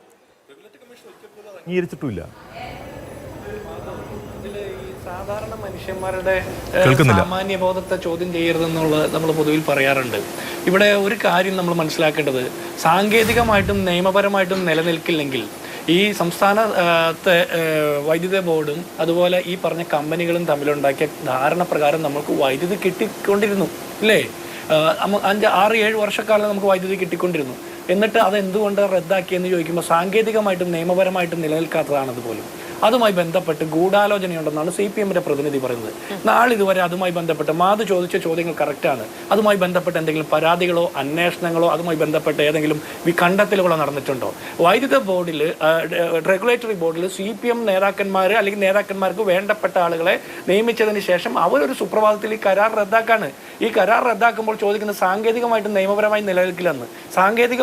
നിയമപരമായി നിലനിൽക്കില്ലെങ്കിൽ നമുക്ക് എങ്ങനെയാണ് 6-7 വർഷക്കാലം വൈദ്യുതി കിട്ടിയത്, കുറഞ്ഞ നിരക്കിൽ വൈദ്യുതി കിട്ടിയത്? ഇനി മുൻകാലങ്ങളിലൊക്കെ നമ്മൾ അഴിമതി ആരോപിക്കുന്നത് എങ്ങനെയാ? കൂടിയ വിലക്ക് കിട്ടുന്നത് മേടിക്കുന്നു. ഇപ്പൊ PPE കിറ്റും മാസ്ക് ഒക്കെ മേടിച്ചപ്പോ എന്തായാലും രണ്ട് റേറ്റ് ഈ ടെൻഡറിൽ ഉണ്ടാകുന്നു. ആദ്യത്തെ ഏറ്റവും കുറഞ്ഞ നിരക്ക് ബിഡ് ചെയ്ത കമ്പനിക്ക് കിട്ടുന്നില്ല എന്നുള്ളതാണ്. അപ്പൊ അതിന് ശേഷം വെച്ച കമ്പനിക്ക് കിട്ടുന്നു. അതിലൊരു സാമാന്യ നീതിയുടെ ലംഘനം ഉള്ളത് കൊണ്ട് റെഗുലേറ്ററി കമ്മീഷന്റെ പരിഗണനയ്ക്ക് അത് വന്നപ്പോൾ അവരത് പറ്റില്ല, ആ കരാറ് നിയമപരമായി നിലനിൽക്കില്ല എന്ന് പറയുന്നു. ഇതിൽ ബെനിഫിറ്റ് കേരള ജനതയ്ക്ക് ഉണ്ടായിട്ടുണ്ടെങ്കിലും നിയമം നോക്കുന്ന അങ്ങനെ ഒരു പ്രശ്നമുണ്ടല്ലോ, ഒരു സ്ഥാപനത്തിന് അത് ചെയ്തല്ലേ പറ്റൂ. അല്ല മാധു, ഒന്നാമത്തെ ക്വസ്റ്റ്യൻ, മാധുവിന്റെ ചോദ്യത്തിൽ ഒന്നാമത്തെ എനിക്ക് കൗതുകകരമായിട്ട് തോന്നിയ കാര്യം, ഈ നിയമം നോക്കുന്ന ആളുകൾ 2016 അധികാരത്തിലെത്തിയതിനു ശേഷം 2021 വരെ നിയമം നോക്കാതെ കിടന്നുറങ്ങുമായിരുന്നു. അല്ലല്ലോ. ഈ കുറഞ്ഞ നിരക്കിലുള്ള വൈദ്യുതി വാങ്ങി നമ്മൾ ഉപയോഗിച്ചു, നമ്മുടെ ജനങ്ങൾക്ക് അതിന്റെ ഗുണം കിട്ടി, കുറഞ്ഞ നിരക്കിൽ വൈദ്യുതി കിട്ടി. ലോഡ് ഷെഡിങ് പോലും ഒഴിവാക്കപ്പെട്ടത് അതിന്റെ പേരിലാണ്. പ്രതിവർഷം നമുക്ക് 800 കോടിയോളം രൂപ ലാഭം കിട്ടുന്ന ഒരു സാഹചര്യം ഉണ്ടായിരുന്നു, കുറഞ്ഞ നിരക്ക് കിട്ടുന്നുണ്ടായിരുന്നു. അത് ഒന്നാമത്തെ കാര്യം. ഇനി രണ്ടാമത്, നിങ്ങൾ പറഞ്ഞതുപോലെ ഈ ഇതിൽ നിയമപരമായിട്ടുള്ള പ്രശ്നമാണല്ലോ.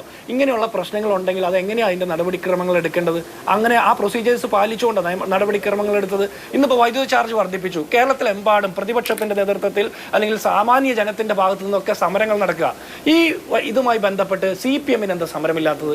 ഞാൻ നേരത്തെ ചോദിച്ചല്ലോ, 2014 അന്നത്തെ CPM സംസ്ഥാന സെക്രട്ടറി വൈദ്യുതി ചാർജ് വർദ്ധിപ്പിച്ചത് സർക്കാരിന്റെ കെടുകാര്യസ്ഥതയുടെ ദോഷഫലങ്ങൾ ജനങ്ങളുടെ ചുമലിൽ കെട്ടിവെക്കുന്നതാണെന്ന് പറയുന്നു. ഇന്നത്തെ CPM സംസ്ഥാന സെക്രട്ടറി അങ്ങനെ ഒരു നിലപാടില്ല.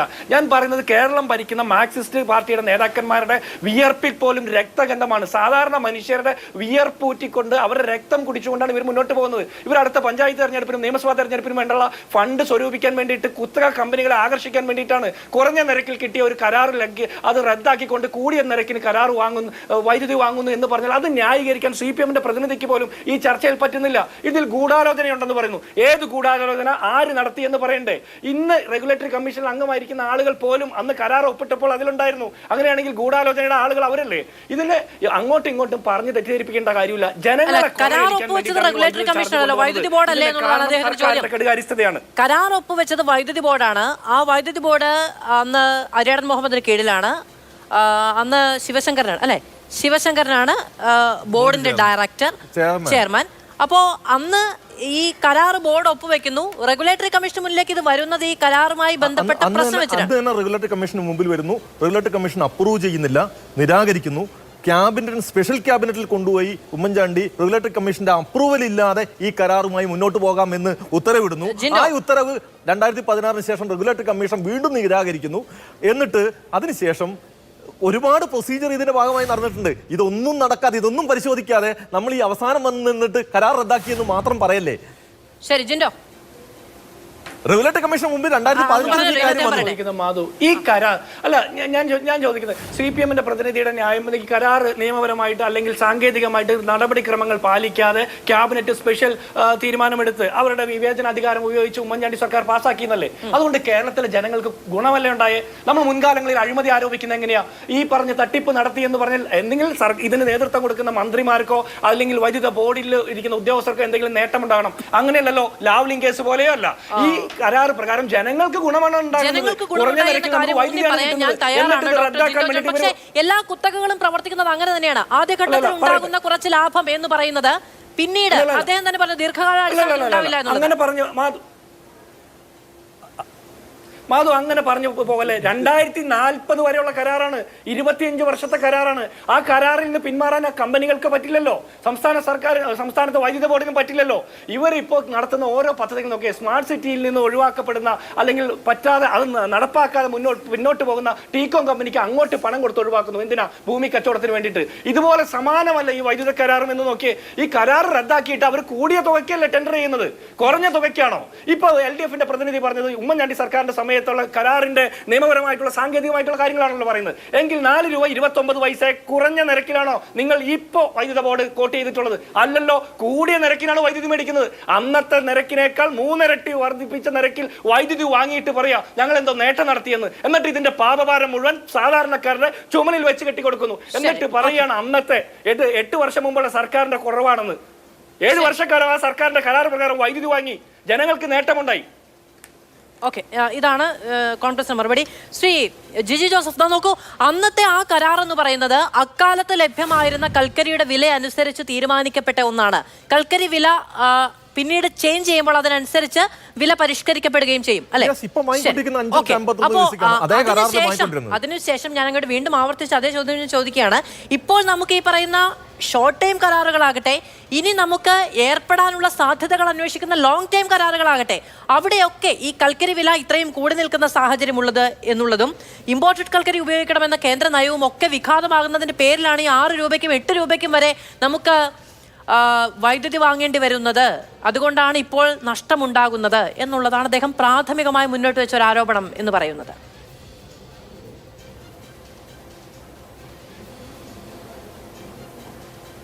അതായത് അദ്ദേഹം പറയുന്നത് ഇപ്പോൾ കേന്ദ്ര സർക്കാരിൻ്റെ കൽക്കരി നയം കൊണ്ടാണ് ഈ കേരളത്തിൽ വില കൂടിയത് എന്നാണോ? വേറെ സ്റ്റേറ്റുകളൊന്നുമില്ലേ ഈ ഇന്ത്യയിൽ? എന്തൊക്കെയായി പറയുന്നത്? അതുപോലെ NHPCയുടെ കാര്യം അദ്ദേഹം പറഞ്ഞത് പറയാതെ പോകാൻ പറ്റില്ല. 2014 മറ്റ് സംസ്ഥാനങ്ങളിൽ നിരക്ക് നമുക്ക് എടുക്കാം. 2014 6 രൂപ 54 പൈസ എന്ന് പറയുന്നത് കോട്ട് ചെയ്തത്. അന്ന് സോളാറിന് ഇത്രയും റേറ്റ് ഉണ്ട് സാർ. അന്ന് സോളാർ വരുന്ന സമയത്ത് ഇത്ര റേറ്റ് ഉണ്ട്. 10 കൊല്ലം കഴിഞ്ഞപ്പോഴാണ് സോളാറിന്റെ ബോർഡിനും പാനലിനും ഒക്കെ വില കുറഞ്ഞതും ഈ റേറ്റിൽ കൊടുക്കാൻ തുടങ്ങിയതും ഒക്കെ. അന്ന് സോളാർ പ്രൊമോട്ട് ചെയ്തുകൊണ്ടിരുന്നതും ഒക്കെ ഇങ്ങനെയാണ്. നിങ്ങളെ ഇതിനെ തെറ്റിദ്ധരിപ്പിക്കേണ്ട. അത് കഴിഞ്ഞ് ഇനി അടുത്ത എന്ത് പറയുന്നുണ്ടല്ലോ, നിങ്ങൾക്ക് കേന്ദ്രം ഫണ്ട് തന്നല്ലോ. കേന്ദ്രം നിങ്ങൾക്ക് ഫണ്ട് തന്നല്ലോ. കേന്ദ്രം നിങ്ങൾക്ക് അതിന് ഫണ്ട് തന്നല്ലോ. അതുകൊണ്ട് ഒപ്പും വെച്ചിട്ടുണ്ട്. അത് കിട്ടുന്നത് വരെ ഒപ്പ് വെച്ചിട്ടില്ല. ഈ ഒപ്പുവെക്കുന്നത് കഴിഞ്ഞ വർഷമാണ്, 2023 അങ്ങനെയാണെങ്കിൽ 2023 ഈ പറയുന്ന 3 റുപ്യക്ക് കറണ്ട് ഉണ്ടാക്കുമായിരുന്നെങ്കിൽ പിന്നെ വയബിലിറ്റി ഗ്യാപ്പ് ഫണ്ട് എന്തിനാ? 2016 3 റുപ്യ 6 റുപ്യ 53 പൈസ എങ്കിൽ ഇപ്പം ഈ 2022 വെക്കുമ്പോൾ 6 റുപ്യ 22 പൈസേന്റെ കരാർ ഒപ്പിടുകയും എന്നിട്ട് അതിനകത്ത് വയബിലിറ്റി ഫണ്ട് വാങ്ങി 3 റുപ്യ 15 പൈസയിലേക്ക് കുറയ്ക്കുകയും ചെയ്യേണ്ട ആവശ്യം എന്താ എന്ന് പറഞ്ഞാൽ അതിനകത്ത് ഇപ്പൊ ഇദ്ദേഹം പറയുന്നതനുസരിച്ചിട്ട് അവിടെ തന്നെ എന്തോ ഒരു മാച്ചില്ലായ്മയില്ലേ? കേട്ടില്ല. എനിക്ക് സൗണ്ട് കുറച്ചുകൂടെ വോളിയം കേട്ടണം. അതായത് 2016 6 രൂപ 52 പൈസ കോട്ട് ചെയ്ത് എന്നാണ് നിങ്ങൾ പറഞ്ഞത്. 2022 നമ്മളിപ്പോ അതിന്റെ കരാറിലേക്ക് പോയത്. അത് വയബിലിറ്റി ഗ്യാപ്പ് ഫണ്ടും കൂടി ചേർത്ത് 3 രൂപ 15 പൈസയിലേക്ക് ചാർജ് കുറച്ച് കൊണ്ടുവന്നിട്ടാണ്. ഈ 3 റുപ്യ 5 പൈസയ്ക്കല്ല അപ്പോഴും ഉണ്ടാക്കുന്നത് 6 റുപ്യക്ക് മുകളിലാണ്. ഇന്ത്യയിൽ 2 രൂപ 43 പൈസയ്ക്ക് ഓപ്പൺ ടെൻഡറിൽ സോളാർ വൈദ്യുതി കിട്ടിക്കൊണ്ടിരിക്കുമ്പോൾ NHPCക്ക് എന്തുകൊണ്ടാണ് 6 റുപ്യ കൂടുതൽ വൈദ്യുതി ഉണ്ടാക്കാൻ ചെലവ് വരുന്നത്? അതാണ് എന്റെ ചോദ്യം. അങ്ങനെ വരുന്ന ഒരു വൈദ്യുതി പദ്ധതി കേരളം ഏറ്റെടുത്തോളണം എന്ന് പറയുന്നത് എന്തുകൊണ്ടാണ്? ഒരു മീറ്ററിന് 10,000 രൂപ വരുന്ന മീറ്ററിന് 900 റുപ്യ സബ്സിഡി തരും എന്ന് പറഞ്ഞിട്ട് സ്മാർട്ട് മീറ്റർ നടപ്പാക്കണം എന്ന് പറഞ്ഞാൽ കേരളം എന്തിന് അതിന് പണം മുടക്കണം? നമുക്ക് കേരളത്തിന് മാർക്കറ്റിൽ നിന്ന് 3000 രൂപയ്ക്കോ 3500 രൂപയ്ക്കോ വാങ്ങാൻ പറ്റുന്ന സ്മാർട്ട് മീറ്റർ കേന്ദ്ര പദ്ധതിയിൽ 10,000 രൂപ കൊടുത്ത് വാങ്ങി 900 രൂപ എന്തിന് സബ്സിഡി വാങ്ങണം? ഇതാണ് പ്രശ്നം.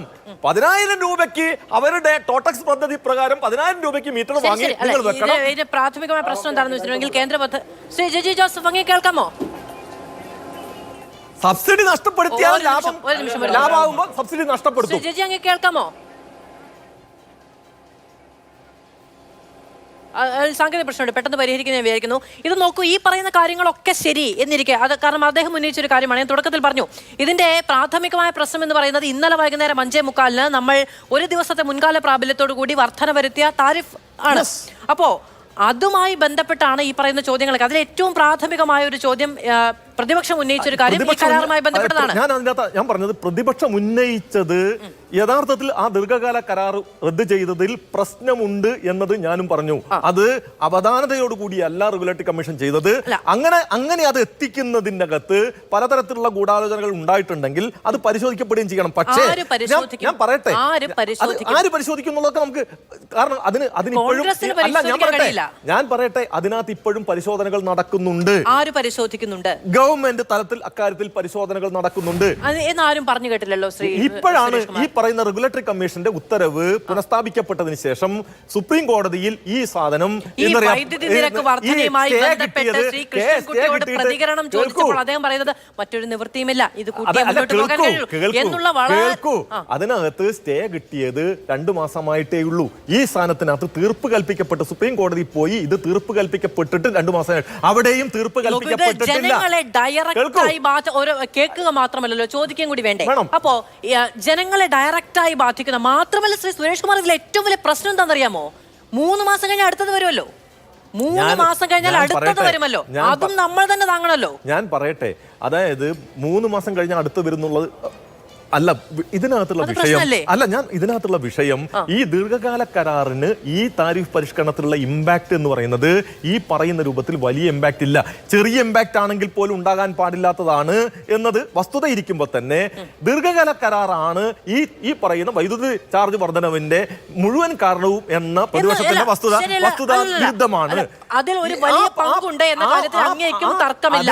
അതിനകത്ത് വന്നിട്ടുള്ള പ്രശ്നം പരിശോധിക്കപ്പെടേണ്ടതുണ്ട്. ഇപ്പോഴും അക്കാര്യത്തിന് പൂർണ്ണമായും തീർപ്പ് വന്നിട്ടില്ല. കാരണം ഈ കേസ് ഇപ്പോഴും ആപ്റ്റലിന്റെ മുന്നിൽ നിൽക്കുകയാണ്. ആപ്റ്റലിനെ മറികടന്നുകൊണ്ട് സുപ്രീം കോടതിയിലേക്ക് ഈ പറയുന്ന കമ്പനികൾ പോകുകയും സുപ്രീം കോടതി തൽക്കാലം ഈ ആപ്റ്റലിന്റെ പരിശോധനയ്ക്ക് വിധേയമായി തീരുമാനം വരട്ടെ. ഇപ്പോഴും അക്കാര്യത്തിനകത്ത് പൂർണ്ണ തീർപ്പ് വന്നു കഴിഞ്ഞിട്ടില്ല. ഡോക്ടർ ജിൻഡോ ജോൺ നോക്കൂ, വൈദ്യുതി മന്ത്രിയോടക്കം അല്ലെങ്കിൽ സംസ്ഥാന താരിഫ് വർധനയുമായി ബന്ധപ്പെട്ട് സർക്കാരിന്റെ മുഴുവൻ പ്രതിനിധികളോടും പ്രതികരണം ചോദിക്കുമ്പോഴൊന്നും ഈ ദീർഘകാല കരാറുമായി ബന്ധപ്പെട്ട് ഉണ്ടായ ക്രമക്കേട് അല്ലെങ്കിൽ ക്രമക്കേടുണ്ട് എന്നു തന്നെ, ക്രമക്കേട് ഉണ്ടായിട്ടുണ്ടെങ്കിൽ അതിൽ പരിശോധന സർക്കാരിന്റെ ഭാഗത്തുനിന്ന് ഉണ്ടാകുന്നുണ്ട് എന്നൊരു മറുപടി അങ്ങ് കേട്ടിട്ടുണ്ടോ? പ്രതിപക്ഷം കേട്ടിട്ടുണ്ടോ? പ്രതിപക്ഷം അത് പരിഗണനയിലേക്ക് എടുക്കുന്നുണ്ടോ? മാധു, ഈ ഉമ്മൻചാണ്ടി സർക്കാരിൻ്റെ കാലത്ത് 2016 കൊണ്ടുവന്ന ആര്യാടൻ മുഹമ്മദ് വൈദ്യുതി വകുപ്പ് മന്ത്രിയായിരുന്ന കാലത്ത് കൊണ്ടുവന്ന ദീർഘകാല കരാറ്, അതായത് 25 വർഷത്തേക്ക് കുറഞ്ഞ നിരക്കിൽ 4 രൂപ 15 പൈസയ്ക്ക് 4 രൂപ 29 പൈസയ്ക്കൊക്കെ ഒരു യൂണിറ്റിൽ നിന്ന് കണക്കാക്കി 465 മെഗാവാട്ട് വൈദ്യുതി കിട്ടുന്ന കരാർ, അതിൽ ക്രമവിരുദ്ധമായിട്ട് സാങ്കേതികമായിട്ട് നിയമപരമായിട്ടൊക്കെ വിരുദ്ധമായിട്ടുള്ള കാര്യങ്ങൾ നടന്നിട്ടുണ്ട് എന്ന് സംസ്ഥാനത്ത് പിണറായി വിജയൻ ഭരിക്കുന്ന സർക്കാരിൻ്റെ കാലത്ത് ഒരിക്കൽ പോലും അതിനെക്കുറിച്ച് പറഞ്ഞിട്ടില്ല. അങ്ങനെ ഒരു അന്വേഷണം നടക്കുന്നതായിട്ട് നമുക്കറിവില്ല. അങ്ങനെ ഒരു അന്വേഷണം നടക്കുന്നതുമായിട്ട് അന്നത്തെ വൈദ്യുതി വകുപ്പിലെ ഈ കരാർ ഒപ്പിട്ട ഉദ്യോഗസ്ഥന്മാർക്കോ അന്നത്തെ ബോർഡുമായി ബന്ധപ്പെട്ട ആളുകൾക്കോ മന്ത്രിയായിരുന്ന ആളുകൾക്കോ എതിരെ അന്വേഷണം നടക്കുന്ന ഒരു തരത്തിലൊരു അറിവുമില്ല. എന്നിട്ട് ഇപ്പോൾ ഇത് ന്യായീകരിക്കുകയാണ്. എൻ്റെ ചോദ്യം എവിടെയാണ്? കരാർ ഒപ്പിട്ട ആള് റെഗുലേറ്ററി കമ്മീഷൻ ഉണ്ട് എന്ന് പറഞ്ഞിട്ടുണ്ട്. അങ്ങനെ ഒരാളും റെഗുലേറ്ററി കമ്മീഷൻ ഇല്ല. ഡോക്ടർ ജിൻഡോ ജോൺ, കരാർ ഒപ്പുവെച്ച കാലത്ത് റെഗുലേറ്ററി കമ്മീഷൻ ഉണ്ടായിരുന്ന ആളുകൾ ഇപ്പോഴും ഉണ്ട് എന്ന ആരോപണം ശരിയല്ല എന്ന് അദ്ദേഹം പറയുന്നുണ്ട്. അങ്ങ് തുടർന്നോളൂ. അതായത് കരാർ ഒപ്പിട്ട ആള് റെഗുലേറ്ററി കമ്മീഷൻ ഉണ്ടെന്ന് അദ്ദേഹം പറഞ്ഞു. കരാർ ഒപ്പിട്ട അങ്ങനെ ഒരാളും റെഗുലേറ്ററി കമ്മീഷൻ ഇല്ല. കരാർ ഒപ്പിട്ട ആളെന്നല്ല പറഞ്ഞത്. അല്ല, അങ്ങനെയാണ് കേട്ടതെങ്കിൽ നിങ്ങൾ എന്നോട് ക്ഷമിക്കണം. ഞാൻ കരാർ ഒപ്പിട്ട ആളെന്നല്ല പറഞ്ഞത്. ആ കരാർ ഉണ്ടാക്കാൻ വേണ്ടിയിട്ട് അതിന്റെ കൂട്ടത്തിൽ നിന്ന് കരാർ ഉണ്ടാക്കിയ ഓഫീസിൽ വർക്ക് ചെയ്ത ഒരാൾ പോലും താങ്കൾക്ക് അറിയാമെങ്കിൽ, അതായത് ബി പ്രദീപ് എന്ന് പറയുന്ന വ്യക്തിയെയാണ് അദ്ദേഹം ഉദ്ദേശിക്കുന്നത്. ആ ബി പ്രദീപ് ഈ കരാർ ഉണ്ടാക്കുന്ന സമയത്ത് ഈ പറയുന്ന ട്രാക്ക് എന്ന് പറയുന്ന ഇലക്ട്രിസിറ്റി ബോർഡിന്റെ സംവിധാനത്തിലാണ് ഈ കാര്യങ്ങൾ നടത്തുന്നത്. ട്രാക്കിൽ ഒരു ഉദ്യോഗസ്ഥനെ ആയിരുന്നില്ല അദ്ദേഹം.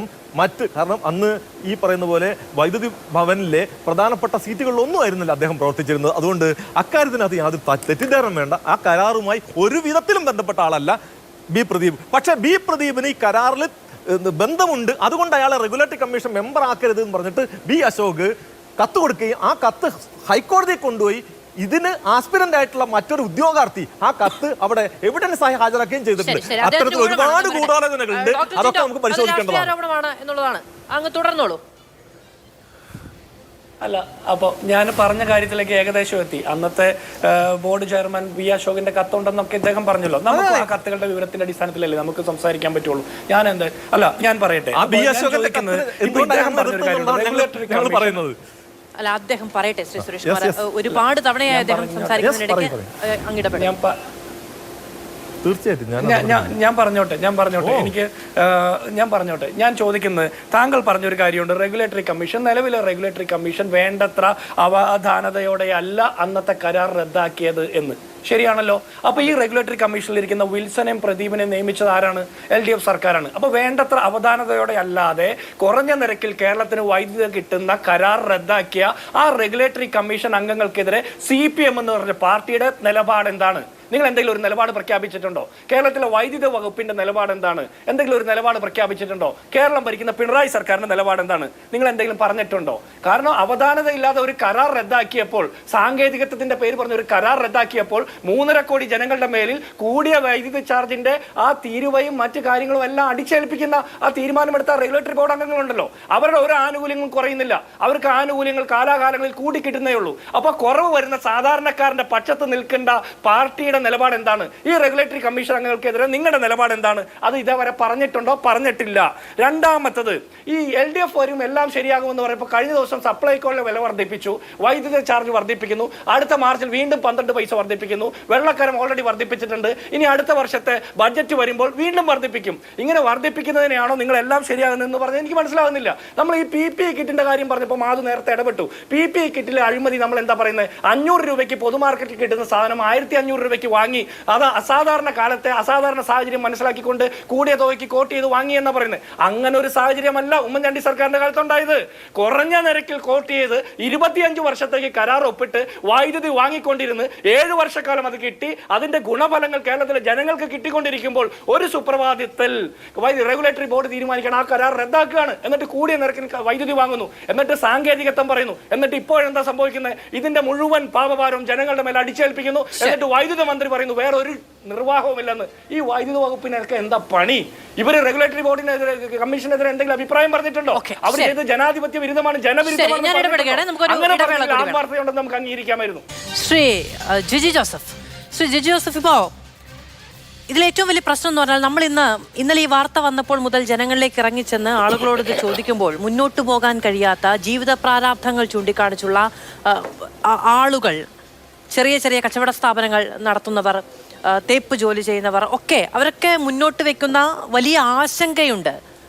ഈ പറയുന്ന ഒരു മാസ വൈദ്യുതി ചാർജ് തന്നെ 400 രൂപ മാറുന്നവർ, അത് 2 മാസത്തിലൊരിക്കൽ ചാർജ് വരുന്നവരാകുമ്പോൾ അതിലുണ്ടാകുന്ന വലിയ മാറ്റം എന്ന് പറയുന്നത്, അതൊക്കെ ജനങ്ങളെ മുഴുവനായി ബാധിക്കുന്നുണ്ട് എന്നുള്ളത് ജനങ്ങൾ തിരിച്ചറിയുന്നുണ്ട്. ഇതിൽ നിങ്ങൾക്ക് പ്രക്ഷോഭങ്ങളില്ലേ എന്നതൊരു ചോദ്യമാണ്. നിങ്ങൾക്ക് പ്രശ്നമേ ഇല്ലേ? അതോ ഈ പറയുന്ന കരാറുമായി ബന്ധപ്പെട്ട് കേന്ദ്ര സർക്കാരിന് താല്പര്യങ്ങളുണ്ടോ?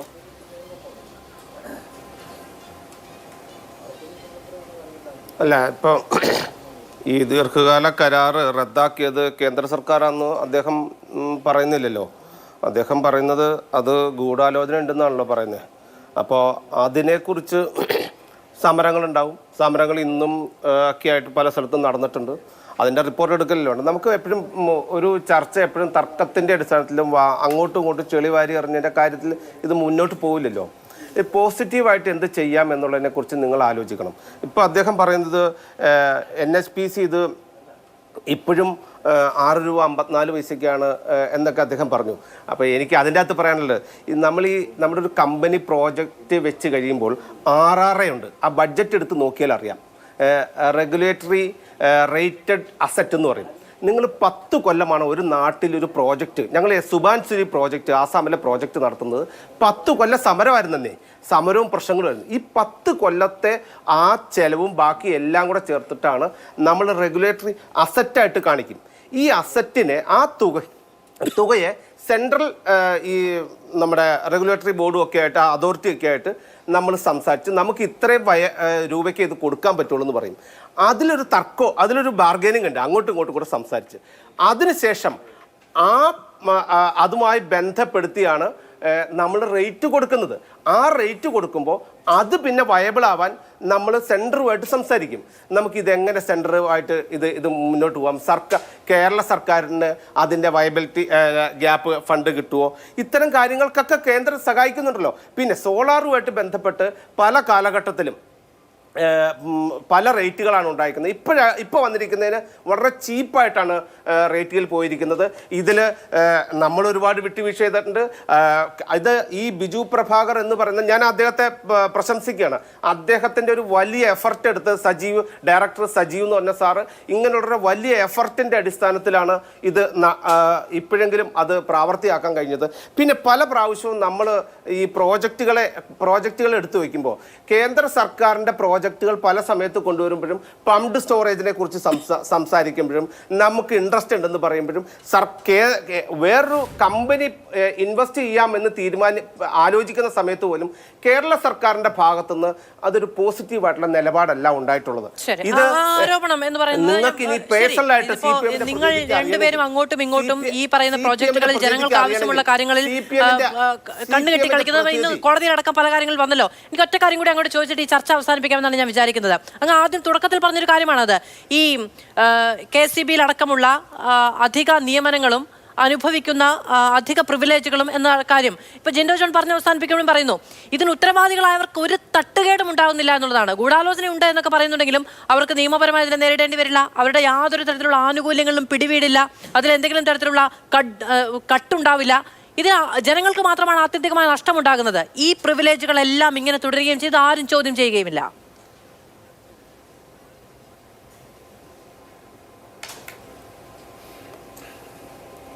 ശ്രീ ജിജി ജോസഫ് കേൾക്കാമോ?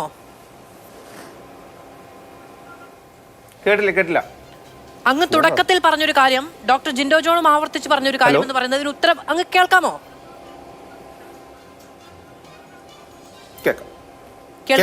കേൾക്കാമോ? കേൾക്കാം. ശരി, അതായത് ഇതിന് ഉത്തരവാദികളായവർക്ക് യാതൊരു തരത്തിലും അതിൽ അക്കൗണ്ടബിൾ ആകേണ്ടി വരില്ല എന്ന് പറയുന്നൊരു വലിയ പ്രിവിലേജ് അല്ലേ?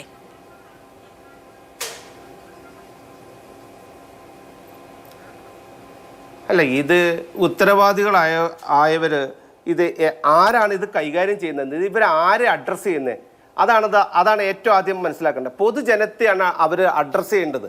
ഇത് ഞങ്ങൾ രാഷ്ട്രീയ പ്രസ്ഥാനത്തിൽപ്പെട്ട ആളുകളെ വന്നിരുന്ന് വർത്തമാനം പറഞ്ഞ് ആരും ജയിച്ചിട്ടില്ലെന്ന് എല്ലാവർക്കും അറിയാലോ. അപ്പോൾ അതുകൊണ്ട് അങ്ങനെ വന്നിരുന്ന് പറഞ്ഞിട്ടൊന്നും കാര്യമില്ല. പൊതുജനത്തിന് ജനിക്കുന്ന കുഞ്ഞു മുതൽ ഡെഡ് ബോഡിയായി കിടക്കുന്നതിനെ കൊണ്ടുവയ്ക്കുന്ന ഫ്രീസറിലെ അതിന് വരെ ഉപയോഗിക്കുന്ന കറണ്ട്, അത് പൊതുജനത്തെയാണ് ഈ ഭരണകർത്താക്കൾ അഡ്രസ് ചെയ്യേണ്ടത്. അവരെന്നിട്ട് കരാറ് റദ്ദാക്കിയത് വലിയ ഗൂഢാലോചന കാര്യം കൂടി പങ്കത് ചൂണ്ടിക്കാണിച്ചതുകൊണ്ട് പറഞ്ഞു പോകുക എന്നത് എന്റെ ഉത്തരവാദിത്വം കൂടിയാണ്. സ്വാഭാവികമായും ഇലക്ട്രിസിറ്റി ചാർജ് വർധനയുമായി ബന്ധപ്പെട്ട് അതിന്റെ പരിണിത ഫലം അനുഭവിക്കേണ്ടി വരുന്ന ഒരു സാധാരണക്കാരന്റെ പ്രതിനിധി ചർച്ചയിൽ ഉണ്ടാകണമെന്നുള്ളതൊരു സാമാന്യ നീതിയാണ്. പക്ഷേ ഇത്തരം കാര്യങ്ങളിൽ രാഷ്ട്രീയ പ്രതിനിധികളുമായുള്ള പൊളിറ്റിക്കൽ അതിഥികളുമായി മാത്രമുള്ള ചർച്ചകളിൽ മാത്രമേ CPM പങ്കെടുക്കുകയുള്ളൂ. അതൊരു രാഷ്ട്രീയ തീരുമാനം അവരെടുക്കുകയാണ്. അതായത് ജനങ്ങളുടെ പ്രതിനിധികൾ, ഒരു സംഭവം ഉണ്ടായിട്ടുണ്ടെങ്കിൽ അതിന്റെ വിക്ടിമായിട്ടുള്ള ആളുകൾ, എന്തെങ്കിലും ഒരു തീരുമാനം ഉണ്ടായിട്ടുണ്ടെങ്കിൽ അത് നേരിട്ട് ബാധിക്കുന്ന ആളുകൾ തുടങ്ങിയ ആളുകൾ ചർച്ചയിൽ വന്നാൽ സർക്കാരിന് പ്രതികരിക്കുന്ന അതിഥി ആ ചർച്ചയിൽ ഉണ്ടാകില്ല എന്നുള്ളത് CPM എടുത്തിരിക്കുന്ന തീരുമാനമാണ്. ഞാൻ പറഞ്ഞു ജനം അറിയട്ടെ എന്ന് വിചാരിച്ചു പറഞ്ഞതാണ്. പ്രേക്ഷകർക്കും സമയം പൂർണ്ണമായി അവസാനിക്കാം.